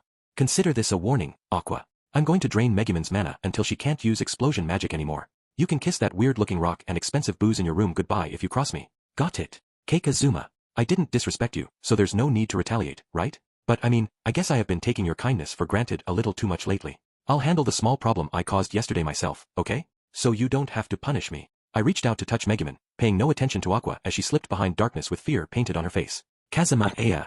Please wait, I'm sorry, please forgive me. It isn't what you think. I was just a little moody because you haven't been paying attention to me at all lately, so I had to go on an adventure with Yunyun, but I really just wanted to go on an adventure with you guys, so please forgive me because I regret my actions, and I'll do anything to make it up to you. Right as my hand was about to touch the back of Megumin's neck. Anything, you say? I froze in place and was immediately showered with their distant gazes. No, I don't mind. It's not like this is anything new, but I have mixed feelings seeing you always give in to your desires like this, Megumin said before letting out a sigh. What? No. I'm not asking you to do anything lewd, and don't think I'm a sucker you can easily please just by showing some skin. What happened to Kazuma? Do you think somebody put a curse on him? He doesn't look cursed to my clear, holy eyes. I ignored the other two as they whispered and faced Megumin, who was still in shock. I, Kazuma Satu, will now be sealing your explosion magic. From this day forth, whenever you want to use magic, you will need your master's permission. Master? That has a nice ring to it. But don't think I'm going to do whatever you want me to just because you're using cool words like seal and master. I used Drain Touch on the hollering spellcaster, draining just enough mana that she wouldn't be able to use explosion magic anymore. TSK. The evil Ennet feared my power, so he locked it away with a formidable seal. Mark my words. All will be swallowed in the flames of the underworld once the seal is broken. And that's why I sealed your explosion magic, because you say stuff like that. Now come on. Let's go. I'll help you this time, since you promised to do anything I say. See, Darkness. It's so easy to manipulate Kazuma. Shoo. Keep your voice down. Hey, Kazuma. Can I ask you something? Darkness, who had just been whispering with Aqua, wore a somewhat hopeful expression. I understand that you'll be dealing with Megumin and Aqua, but what are you going to do to me if I cause trouble? I'll make you wear a frilly dress, invite every adventurer in town, and have a photo shoot. I didn't do anything, okay? I was just asking. 2. I looked over at Megumin once we left the mansion. So do you have any idea where this crystal liger might be? I have an idea, but first, we need to go to the capital. By the way, ligers apparently love expensive gems. Expensive gems. Hey, Darkness. No, Darkness immediately replied before I even said anything. This is your time to shine though. Your family is well off. Surely, you have a gem or two you can spare. I have a feeling if I lend them to you, I'm not getting them back, so no thank you. Each of my family's gems has historical value. Aqua took off sprinting the moment she heard that, almost immediately followed by Megumin. They must have been heading to the Dustiness residence. Where do you think you're? Hold on. Kazuma, why do you have a pendant with my family crest on it? What are you planning to do with that? I watched them run off while flauntingly spinning a pendant Darkness had let me borrow a while ago that I never gave back. Hey, return that. You don't need it anymore. It's actually come in handy quite a bit. Lately, I've been enjoying wearing it around my neck while flaunting it in front of people who look like nobles. Some had stared at me with envious gazes while others had randomly treated me to a meal, but Darkness stole it back from me before I could even tell her. I can't believe you. Wait. No. I don't have time to scold you right now. I need to catch up with the others first. Forget about them, milady. Let's just go have a cup of tea and wait for their return. Quit it. We can do that some other time. If I don't hurry, they'll... I see. You are trying to prevent me from catching up with them. Very well. I'll simply have to defeat you first before going after them. Oh, what's the matter, milady? You seem far more aggressive than usual. Don't tell me you think you can defeat me. Despite never beating me before, Darkness wasted no time getting into a stance for battle with an audacious smirk. You shouldn't underestimate me, Kazuma. The only move you have that I need to watch out for right now is Bind. Neither Drain Touch nor Freeze can stop me. Darkness said while lowering her stance even more, as if to prepare herself for Bind. Wow, the once naive noblewoman has grown quite a bit, huh? The old you would have tried rushing at me without even thinking, only to end up trapped with Bind. After that, people would have started to crowd around, hurling insults at you until the humiliation. That won't work on me anymore, Kazuma, replied Darkness, voice dripping with confidence. You're trying to use my masochism against me to get me to surrender, right? The old me would have been tricked, but countless disappointments have taught me not to get my hopes up. You always tell me you're going to do something amazing, something utterly humiliating, and yet you never do. No longer will I be fooled by your honeyed words. Honeyed words? Well, if you really want me to, I guess I could humiliate you, but you always get cold feet when I do. You're all talk. You just wanna appear quirky. All talk? I just want to appear quirky?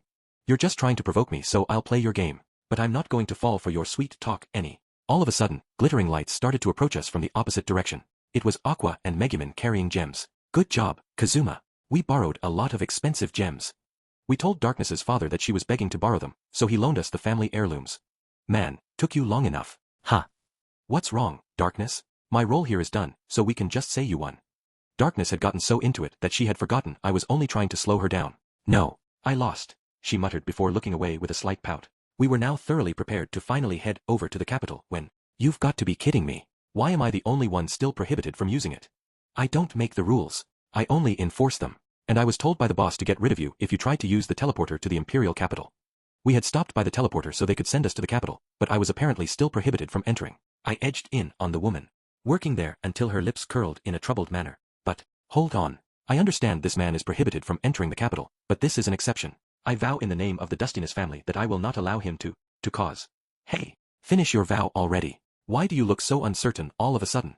After we arrived at the capital thanks to Darkness's political influence, Megumin randomly started staring at us as if she wanted to say something. Yes, Megumin? Anything you want to say? Oh, I was just thinking about how we used political power to get something done, and how everyone's actions were influencing her. Who was she talking about? As Megumin spoke, Aqua suddenly began tugging at Darkness's clothes. Hey, Darkness. Could I also have a pendant with your family crest on it like Kazuma has?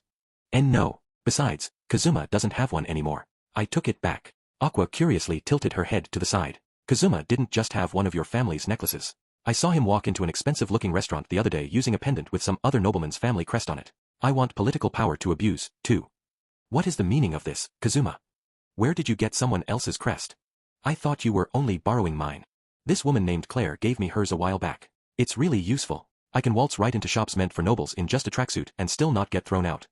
Darkness glared at me as if to say, what is wrong with this guy? So I turned around and began following after Megumin, who was leading the way. We eventually arrived at the capital's Adventurers Guild. Whether it was the size of the building or the quality of the adventurers, this guild was in a different league than the one back in Axel. When I walked through the entrance, praying that no tough-looking adventurers would mess with me, Megumin was already approaching the receptionist as if it was second nature. She then took a seat in front of the counter as if she owned the place, and, I have arrived for the quest. Could you get him for me? I will call for him right away, Madam Megumin. What the? Why did their exchange make it sound like Megumin was some sort of seasoned adventurer? Yo, Megumin. Since when did you become a regular here? By the way, all the other adventurers are staring at you, you know. Sigh. A troublesome bunch, aren't they? I did well in a few big quests lately, and they're already worshipping me, replied Megumin while maintaining a cool, relaxed expression. Pissed. Aqua, how did you let it get this bad? I don't know what she did, but Megumin seems to think she's cool now for some reason. Don't blame me, Kazuma. You're her babysitter, aren't you? Megumin's ears turned red, as if she had heard our whispers. Darkness, however, smiled gently at her. You just wanted to show off, right, Megumin? I get it. Everyone your age wants to stand out. And no, I really am a regular here. Oh, if it isn't Max. Blushing, Megumin looked around until she found a man with a scar on his nose who was in the middle of day drinking. My name isn't Max. It's Rex. The burly man corrected her as if his feelings were slightly hurt. Sitting next to him were a strong-willed-looking woman and a man with an axe hanging over his shoulder. They both flashed friendly smiles at Megumin. Kazuma, look. Megumin is talking with experienced adventurers like their friends. Kazuma, this is bizarre. Megumin's starting to look like a seasoned adventurer, too. Relax, you two. They're shills. She must have paid them before we got here to pretend to know her. I have had enough of you guys. Why would I go to such lengths to make it look like I'm a regular here? Those three actually once asked me to join their group a long time ago. Megumin's enraged words gave me the relief I had been hoping for. Your first mistake was overselling your story. Nobody would ever ask you to join their party. I, for one, am relieved. Why, you shouldn't lie, Megumin. Lying always leads to more trouble. After hearing our comments, Megumin immediately grabbed this Rex fellow and dragged him over to us. Come on, tell my friends what happened. Huh. Oh, yes, we did ask Megumin to join our party a while ago. She's a member of the Crimson Magic Clan, and she can even use explosion magic, so we asked her if she wanted to work with us in the capital. He didn't seem to be lying, but, hey, do they sell any magic items here you can brainwash people with? I'm sure she just threatened them. No, she probably is holding somebody hostage. Okay, that's it. Kazuma, Aqua, Darkness. Let's take this outside. While we were teasing Megumin, the receptionist suddenly returned with someone. I apologize for keeping you waiting. I have brought with me Professor Burton. It was a middle-aged man with glasses. Nice to see you again so soon, Scholar Megumin. Those three must be your friends, huh? I am Burton. I am an authority in the field of biology and a best-selling author. I'm guessing you'll be wanting my autograph. 3. According to Scholar Megumin, the national treasure had been stolen during a quest this middle-aged man gave her. Normally, adventurers were personally liable for any equipment they lost during a quest, but I owe you, Scholar Megumin, for helping me with more than just work, so I thought I could help you track down the crystal liger. Wow, Scholar Megumin. Is this really happening? What in the world did you do while we were at home? I appreciate it, Scholar Megumin. Thanks to you, I got some random old man's autograph. After that, we headed straight to the depths of the capital's nearby forest with some guy named Burton who felt indebted to Megumin. So how much longer until we reach our destination, Scholar Meg? Ouch. Hey. Why am I the only one who can't say it? Megumin attacked Darkness when she couldn't handle being called Scholar Megumin any longer. I believe we found the crystal liger around here last time, but being related to beginner's banes means it's really smart, so it has probably already traveled to a new location. Megumin's eyes roamed around the forest while she kept Darkness in a full Nelson. I believe you're right, which means it's time for me to take the lead, stated Burton as he took a black ball of matter out of the backpack he was carrying. Oh, does Glasses here have a plan? Call me Professor Burton, child. Okay, Professor Burton. This was the first time I had ever met the guy, but I could already tell there was something off about him. Somehow immediately convincing Aqua to play his game was more than enough proof for me. What do you think this is, Scholar Aqua? My holy crystal clear eyes tell me that it's poop. Aqua poked at the dung, which Burton had placed on the ground, with a twig. I see you are very observant, Scholar Aqua. Yes, this is the poop of the crystal liger that I am about to use to lure it out. It's not just my eyes that are sharp. I can easily guess why you brought that poop with you as well. You're going to make Kazuma smell it to track the monster, right? What do I look like, a dog? Burton wrapped the dung in a handkerchief, then raised it high into the air. Ligers are extremely cautious beasts that do not leave a trail. When I found this poop last time I was here, it was covered in dirt. So, Scholar Aqua, if you were the liger and left your excrement around here, what would you do? I'd be so embarrassed someone might see it that I'd come back to get it. While the reasoning might be different, that's essentially what's going to happen. The monster will return to dispose of the poop to cover its tracks. There was something worrying about them repeatedly shouting poop back and forth. Hey, Megumin. Is this guy okay? Is he really an authority on biology? You didn't just randomly find him in the bushes or anything one day, right? I am just as worried about him as you are, but he knows what he's talking about when it comes to monsters. As Aqua and Burton were surprisingly hitting it off, he continued, our goal is not to slay the liger but to retrieve the necklace. If it shows up, we simply need to draw its attention using other expensive jewelry. Then, after letting it steal said gems, we follow it back to its den. Burton then pushed his glasses up the bridge of his nose. It really came back. An hour had gone by since we left the dung out. My monster detecting skill suddenly alerted me that the liger was nearby during the middle of Burton's monster sermon. When I cautiously used second sight and looked in the direction of the enemy, I saw a giant creature covered in gems watching from afar. However, it wasn't staring at its excrement. It was staring at Megumin. I looked around, keeping an eye out for any funny business, then whispered to Burton and Darkness, who were nearby. Pest. The liger's here. Do not react though. Just pretend like you haven't noticed it yet. In other words, it is biologically correct to think female-bodied monsters are sexy. Why do female knights prefer wearing bikini armor, which is less efficient when it comes to defense? Because by making their enemies aroused, they increase their chances of survival. An enemy sees its opponent in a full suit of plate armor where the gender is unknown versus a knight wearing bikini armor and making their female figure no secret. The lustful enemy would surely want to make the bikini knight its prisoner rather than kill her. Wearing bikini armor is a long-established tradition among knights. How dare you try to rationalize it with such lewd reasoning? Monsters with body types mimicking those of human women appear that way because they want to lure in men and eat them. Knights in bikini armor dress the way they do to raise soldier morale and tend to the royalty at night. Burton and Darkness were getting into a heated argument while completely ignoring my whispers. What the hell were they talking about? I knew it. That's exactly what I was saying. It doesn't function as armor, yet it tries to call itself armor. Besides, if bikini armor's so great, why aren't you wearing it? Yeah. Darkness's face slowly turned a bright red. Because I am the shield of my party, which means I have to prioritize defense over sex appeal. Whoever said they wanted defense over sex appeal? Megumin suddenly tugged my shirt from the side, bringing me back to my senses. Kazuma, the liger showed up, right? Is this really the time to be arguing over something so ridiculous? It isn't ridiculous. It's extremely important. I accidentally got caught up in the debate after hearing something I just couldn't let slide. Alright, Darkness, come over here. WHWH, what do you plan on doing with me? As a noblewoman, I cannot allow myself to wear bikini AR. Enough about the armor. Just get over here. I mean, it's an important topic of discussion, but we can deal with that later. Right now, I want you to come over here and take out your gem. The instant Darkness heard the word gem, she understood exactly what was going on. She faced me and asked, "Where's the liger?" "Right behind you. It's watching to see what we're going to do, so don't turn around no matter what. Listen, when you take out your gem, you need to act natural so it doesn't realize it's a trap." Darkness's gaze alone showed that she was ready. Phew. Talking to you makes me exhausted. I think I'm going to stare at my gem like I do every day to relax. Who did that? Would it have killed her to use her brain a little more? Megumin turned red, struggling to hold in her laughter, and added, "I was unaware you had such a daily routine, Darkness. We're similar, you and me. You look at rocks every day while I enjoy an explosion a day." "Why yeah, we're not that different, huh?" Darkness, smelling of desperation, took out the gem and began to quietly stare at it. "I had no idea you had such a unique hobby, Darkness. I can't wait to tell everyone once we're back in town." "Yeah, we need to talk later, Aqua." Right as Darkness made an attempt to get Aqua to keep quiet. "Ack. It's fast. Darkness, behind you. Watch out." "Ha. Ah." Despite being extremely far away only seconds ago, the liger swiftly approached Darkness before promptly snatching the gem right out of her hand. After a closer look, I noticed it was wearing what was clearly an expensive necklace around its neck. I couldn't help but feel admiration for a monster wearing jewelry, but after the liger briefly glanced in our direction, "It's getting away. After it. Perfect. All according to plan." Everything was going well so far, so we began chasing after the liger just as planned. "Hey, Kazuma? That liger's a little faster than I thought it'd be. I doubt I'll ever be able to catch up to it with these duction-like legs of mine." "Those are some tasty-looking legs you've got there. Too bad they aren't longer." Don't worry. I'm sure Kazuma knew this was going to happen and has a plan. "Right, Kazuma." I firmly nodded back at the somewhat anxious crusader. "Well, the plan's been thrown off a little, so we should probably start brainstorming." "Kazuma. That gem is a family heirloom." On the verge of tears, Darkness took off in the direction of the liger. For we decided to take a short break after losing track of the beast. "We've completely lost it, but don't worry. There's still hope." "Really? You're not just saying that, right? My father would be so mad at me if I lost our family heirloom." Everyone except Burton, who was huffing and puffing, looked like they still had some fight in them. "Afraid of your papa scolding you? Oh, Darkness. You're a real daddy's girl, huh? She doesn't want to disappoint her dad? How cute.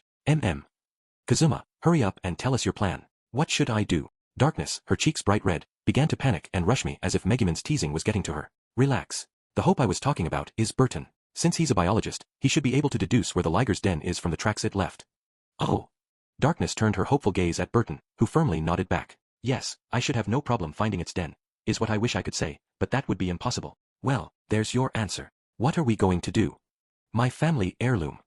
Darkness grabbed me by the shoulders and started to violently shake me. "Fine. I was hoping it wouldn't come to this, but I was half sure something bad was going to happen, but I decided to activate my enemy detecting skill, Sense Foe, and Kazuma, what is wrong with you? How stupid can you be, getting tangled like that? Darkness, when I cut the vines, I want you to pull Aqua out of there." After restarting our search relying only on Sense Foe, we headed over toward the closest enemy in range, where this monster appears to be closely related to mimics. "Rejoice, Scholar Aqua, for I have discovered a new monster today thanks to you. Therefore, I will give you the honor of naming it." "Hold on, Burton.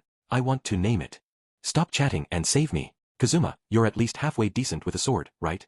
Plus, I haven't really seen you ever use that sword of yours much, so now'd be a good time. Right when I mentioned that I was detecting an enemy nearby, Aqua picked a piece of fruit off the tree, which immediately wrapped her in its vines, and brought us to where we were now. Don't worry. Trust me. I'm going to close my eyes when I swing, so my luck should offset my poor swordsmanship. Ah. I swung Chun-Chun-Maru, easily cutting the vines wrapped around Aqua. TSK. Usually, I'd beg to be tied up next, but finding that liger is more important right now. Aqua, are you okay? Kazuma, let's start heading over to the next location you detect. Darkness, who was really motivated for a change, pulled the tearful goddess back to safety. I want to go home already. Why, you're just going to have to deal with it for now, Aqua. Oh, and don't touch anything growing in random places, either. While Darkness was trying to calm Aqua down, Megumin suddenly remarked, how about we call this monster Aqualiana? The name came to me when I saw how beautiful the vines were while wrapping around Aqua. Aqualiana, a monster that mimics trees. I'll submit an application once we get back into town. I will cause it to reign over the capital for an eternity if you register it under that name. While Aqua threatened Burton after being saved, I used Sense Foe to find our next destination. Okay, I've picked up another enemy. While heading over to the destination, I detected. Ah. There is nothing to be afraid of, Scholar Aqua. That's just how tentacle beetles show their affection. A massive stag beetle suddenly appeared and immediately grabbed Aqua with its mandibles. Sense Foe isn't reacting to it, so I guess that means it's not hostile. Those are just love bites, similar to a kitten's. I decided to watch, since it was apparently just expressing its affection, but, hey, let go of Aqua this instant. We've got a liger to chase. If you want to squeeze someone that badly, squeeze me. Darkness, wait. I feel like I'm about to make a connection with it. Darkness was impatiently trying to pull Aqua free, but Aqua seemed to be actually enjoying it right now. After the goddess and beetle truly began to understand each other. I'm always getting sugar water at Wiz's shop, so maybe that's why it likes me so much? I've had enough of this. Kazuma, let's go. After bidding farewell to the stag beetle, we continued treading ahead until my enemy detecting skill alerted me that there was something hiding in the trees. It's here, Megumin softly muttered as her eyes glowed crimson. Lying on a small branch were a few gems, and sprawled out next to those gems as if to protect them was. It doesn't appear to be exercising much caution at all. What is going on? Uttered Burton, squinting. He had a point, though. This liger could see us, yet it wasn't even growling at us. Nevertheless, it was showing up when I used Sense Foe, so it was clear it didn't want to be our friends. Aqua, on the other hand, took one look at the gems, and her eyes opened wide, sparkling with delight. That necklace is the only one we need to get back, right? So let's split the rest of the gems 50-50. Hold on, Aqua. You better not be forgetting my family heirloom. And yet, the liger still didn't seem worried about us in the least. He's just lying there even after seeing us. It has to be a trap. Monsters in the liger family were smart, after all. It made sense now. It was probably waiting for us to lower our guards. No, it simply doesn't see us as a threat, adamantly claimed Burton. What? Did you forget how it was afraid of us last time? Plus, it immediately took off running after stealing Darkness's pendant. It was afraid of Scholar Iris last time. It's highly possible that it only ran away this time because it didn't think you all were worth its time. Megumin began chanting a spell. Wait, Megumin, the national treasure and my pendant are still there. Yeah, Megumin, I will not allow you to destroy all that treasure. What good is gem dust to me? They grabbed Megumin in a fluster, but that wasn't even necessary, because Megumin's magic was currently sealed. Relax. That thing isn't underestimating us. It's cautiously watching us. I, a lover of cats, can tell these things, and I am sure that monster doesn't want any trouble, either. There was no reason to kill it. Our only goal was to get the necklace and pendant back. Ligers were smart. In other words, they most likely understood our language. The necklace-wearing liger started nibbling on and licking Darkness's pendant atop the tree branch, as if it had really taken a liking to it. I put on a gentle smile to show it I meant no harm, then said, don't worry. I'm not going to hurt you. Here, I can trade you something better for those gems. Do you want jerky? How about some fruit? In return, I only asked it. The liger suddenly leaped right at me as I was trying to casually approach it. After I managed to dodge its claws by the skin of my teeth, it continued to growl at me with the heirloom in its mouth. Did you see that? It tried to attack me, and I was being friendly. Ah, it just yawned. It is definitely looking down on you, Kazuma. It doesn't see you as a threat. While we began exercising caution, Darkness, on the other hand, suddenly shot forward. Hand over the pendant. I promise not to kill you, since you're an endangered species, but if you resist. Darkness raised her sword into the air as if to scare it, but the liger casually leaped back, throwing off her timing. It then swung one of its paws, knocking Darkness on her rear before jumping on top of her. Ah, TSK. What do you think you're doing, foul beast? Gee, get off me. Don't act tough if you're just going to let it easily overpower you like that. And stop enjoying it. Hey, Megumin, I'm going to break your magic seal. Megumin shuddered. The time has finally arrived. It appears Kazuma has come to terms with it as well. She was acting like this was a big deal, but all I was doing was return her mana with Drain Touch. I, Kazuma Satu, have freed you from your shackles. Megumin of the Crimson Magic Clan, I now grant you permission to use explosion magic. Fine, but this is the only time I am calling you master and following your orders. It is time for my powers, which have been sealed away for too long, to be unleashed upon this world. Wow, those two look like they're having fun. I want to play too. The beast that would lead this world to its end, Megumin, had been released into the wild. She immediately began chanting a spell when, "Hey, Kazuma?" The liger looks really surprised. "I think it's afraid of Megumin now that her seal has been broken," commented Aqua. When I looked over at the liger, its eyes were opened wide in bewilderment, staring at Megumin.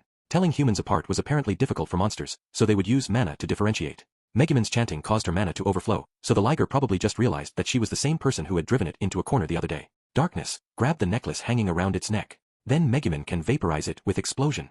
I shouted out orders to Darkness, who was being held down by the liger, so we could fulfill the mission first and foremost. I can't move. It's holding both my arms down, preventing me from moving so it can. Stop making it seem like you're enjoying this. Are you really even trying to escape?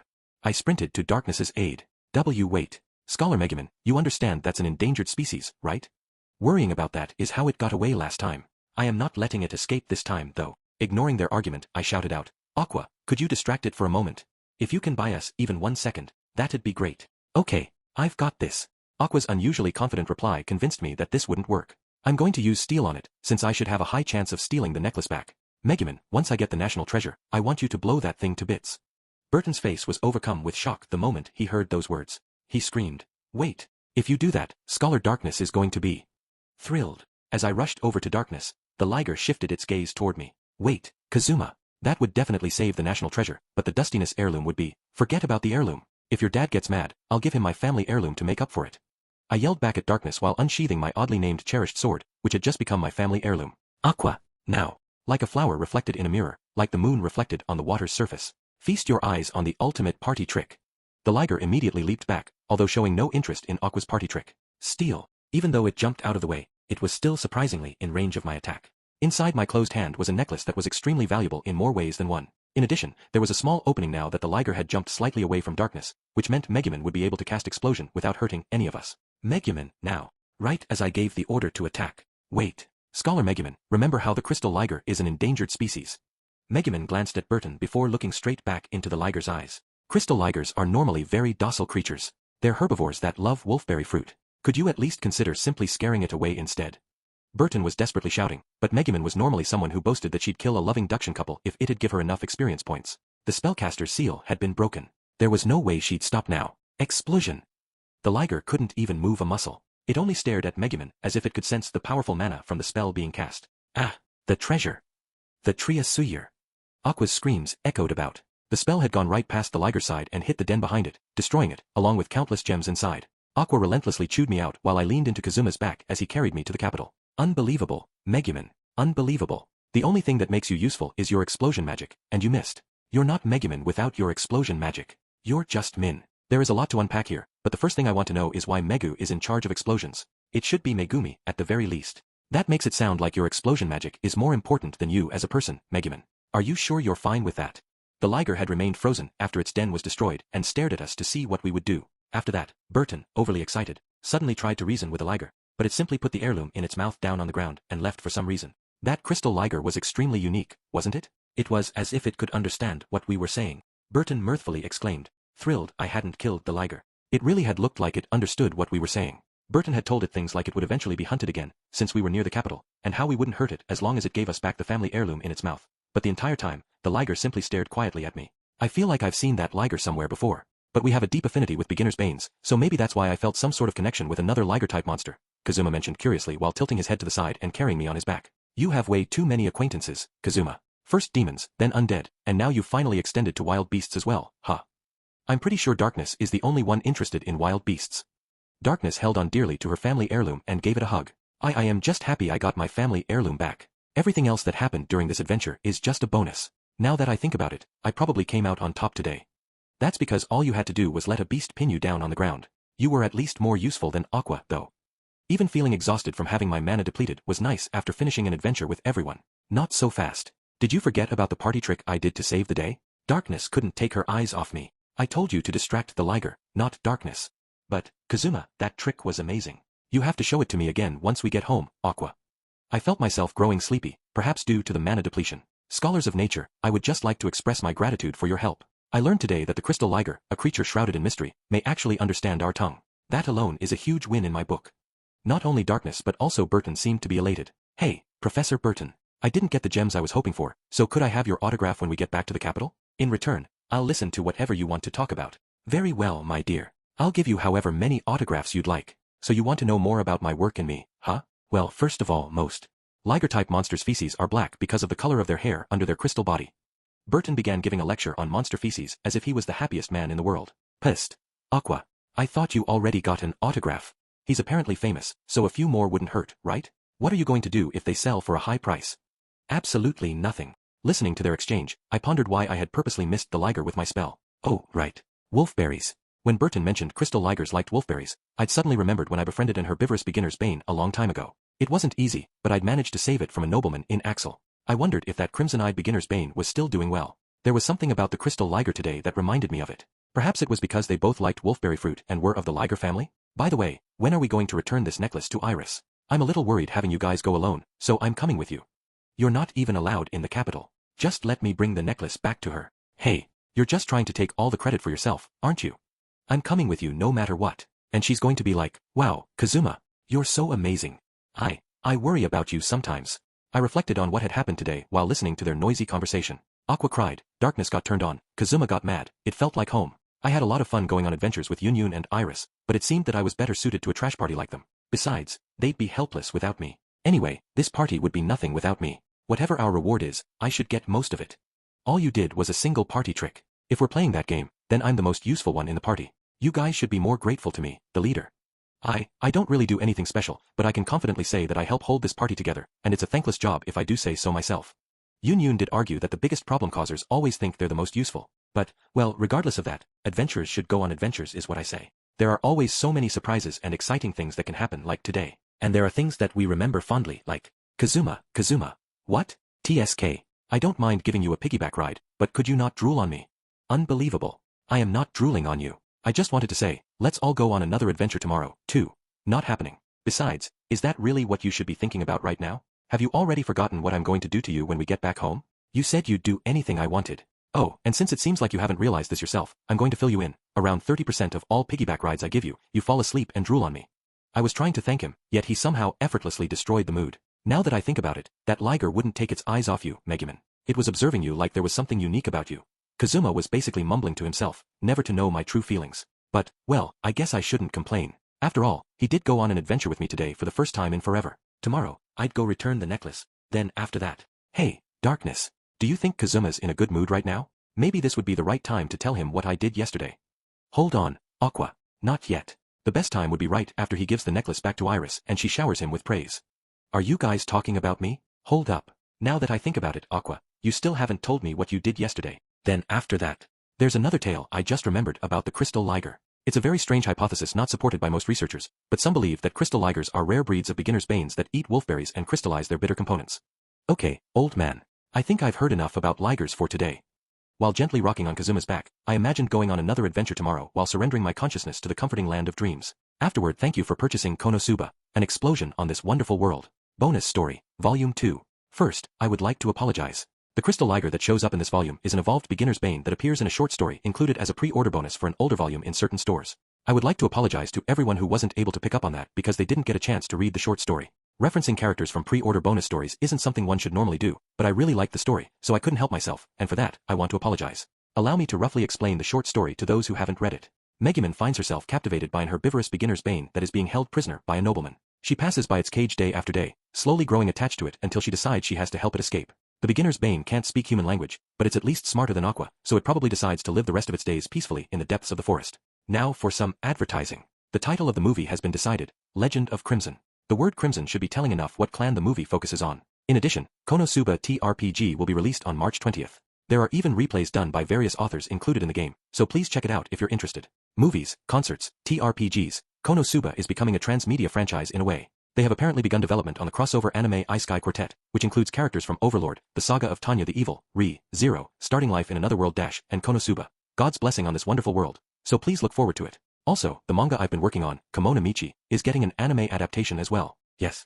I know I have brought this series up before, but it's about a masked wrestler who gets summoned to a parallel world. Please give it a read if you haven't yet and are interested. Anyway, this series has blown up really fast, so I still haven't been able to completely grasp exactly everything that's going on, but I hope you continue to watch over Kazuma and his friends on their journey. I don't know whether they'll ever be able to go on a proper adventure like Megumin's hoping for, though. Now I would like to express my gratitude to everyone who helped this volume see the light of day. First, I would like to thank Kuron Mishima for the wonderful illustrations in this volume as well. Next, I would like to thank my head editor, the designer, proofreader, the staff in sales, and everyone who came together to make this happen. I apologize for all the trouble I caused, and I thank you for everything you have done for me. And last but not least, I would like to deeply thank you all, the readers. Natsume, Akatsuki,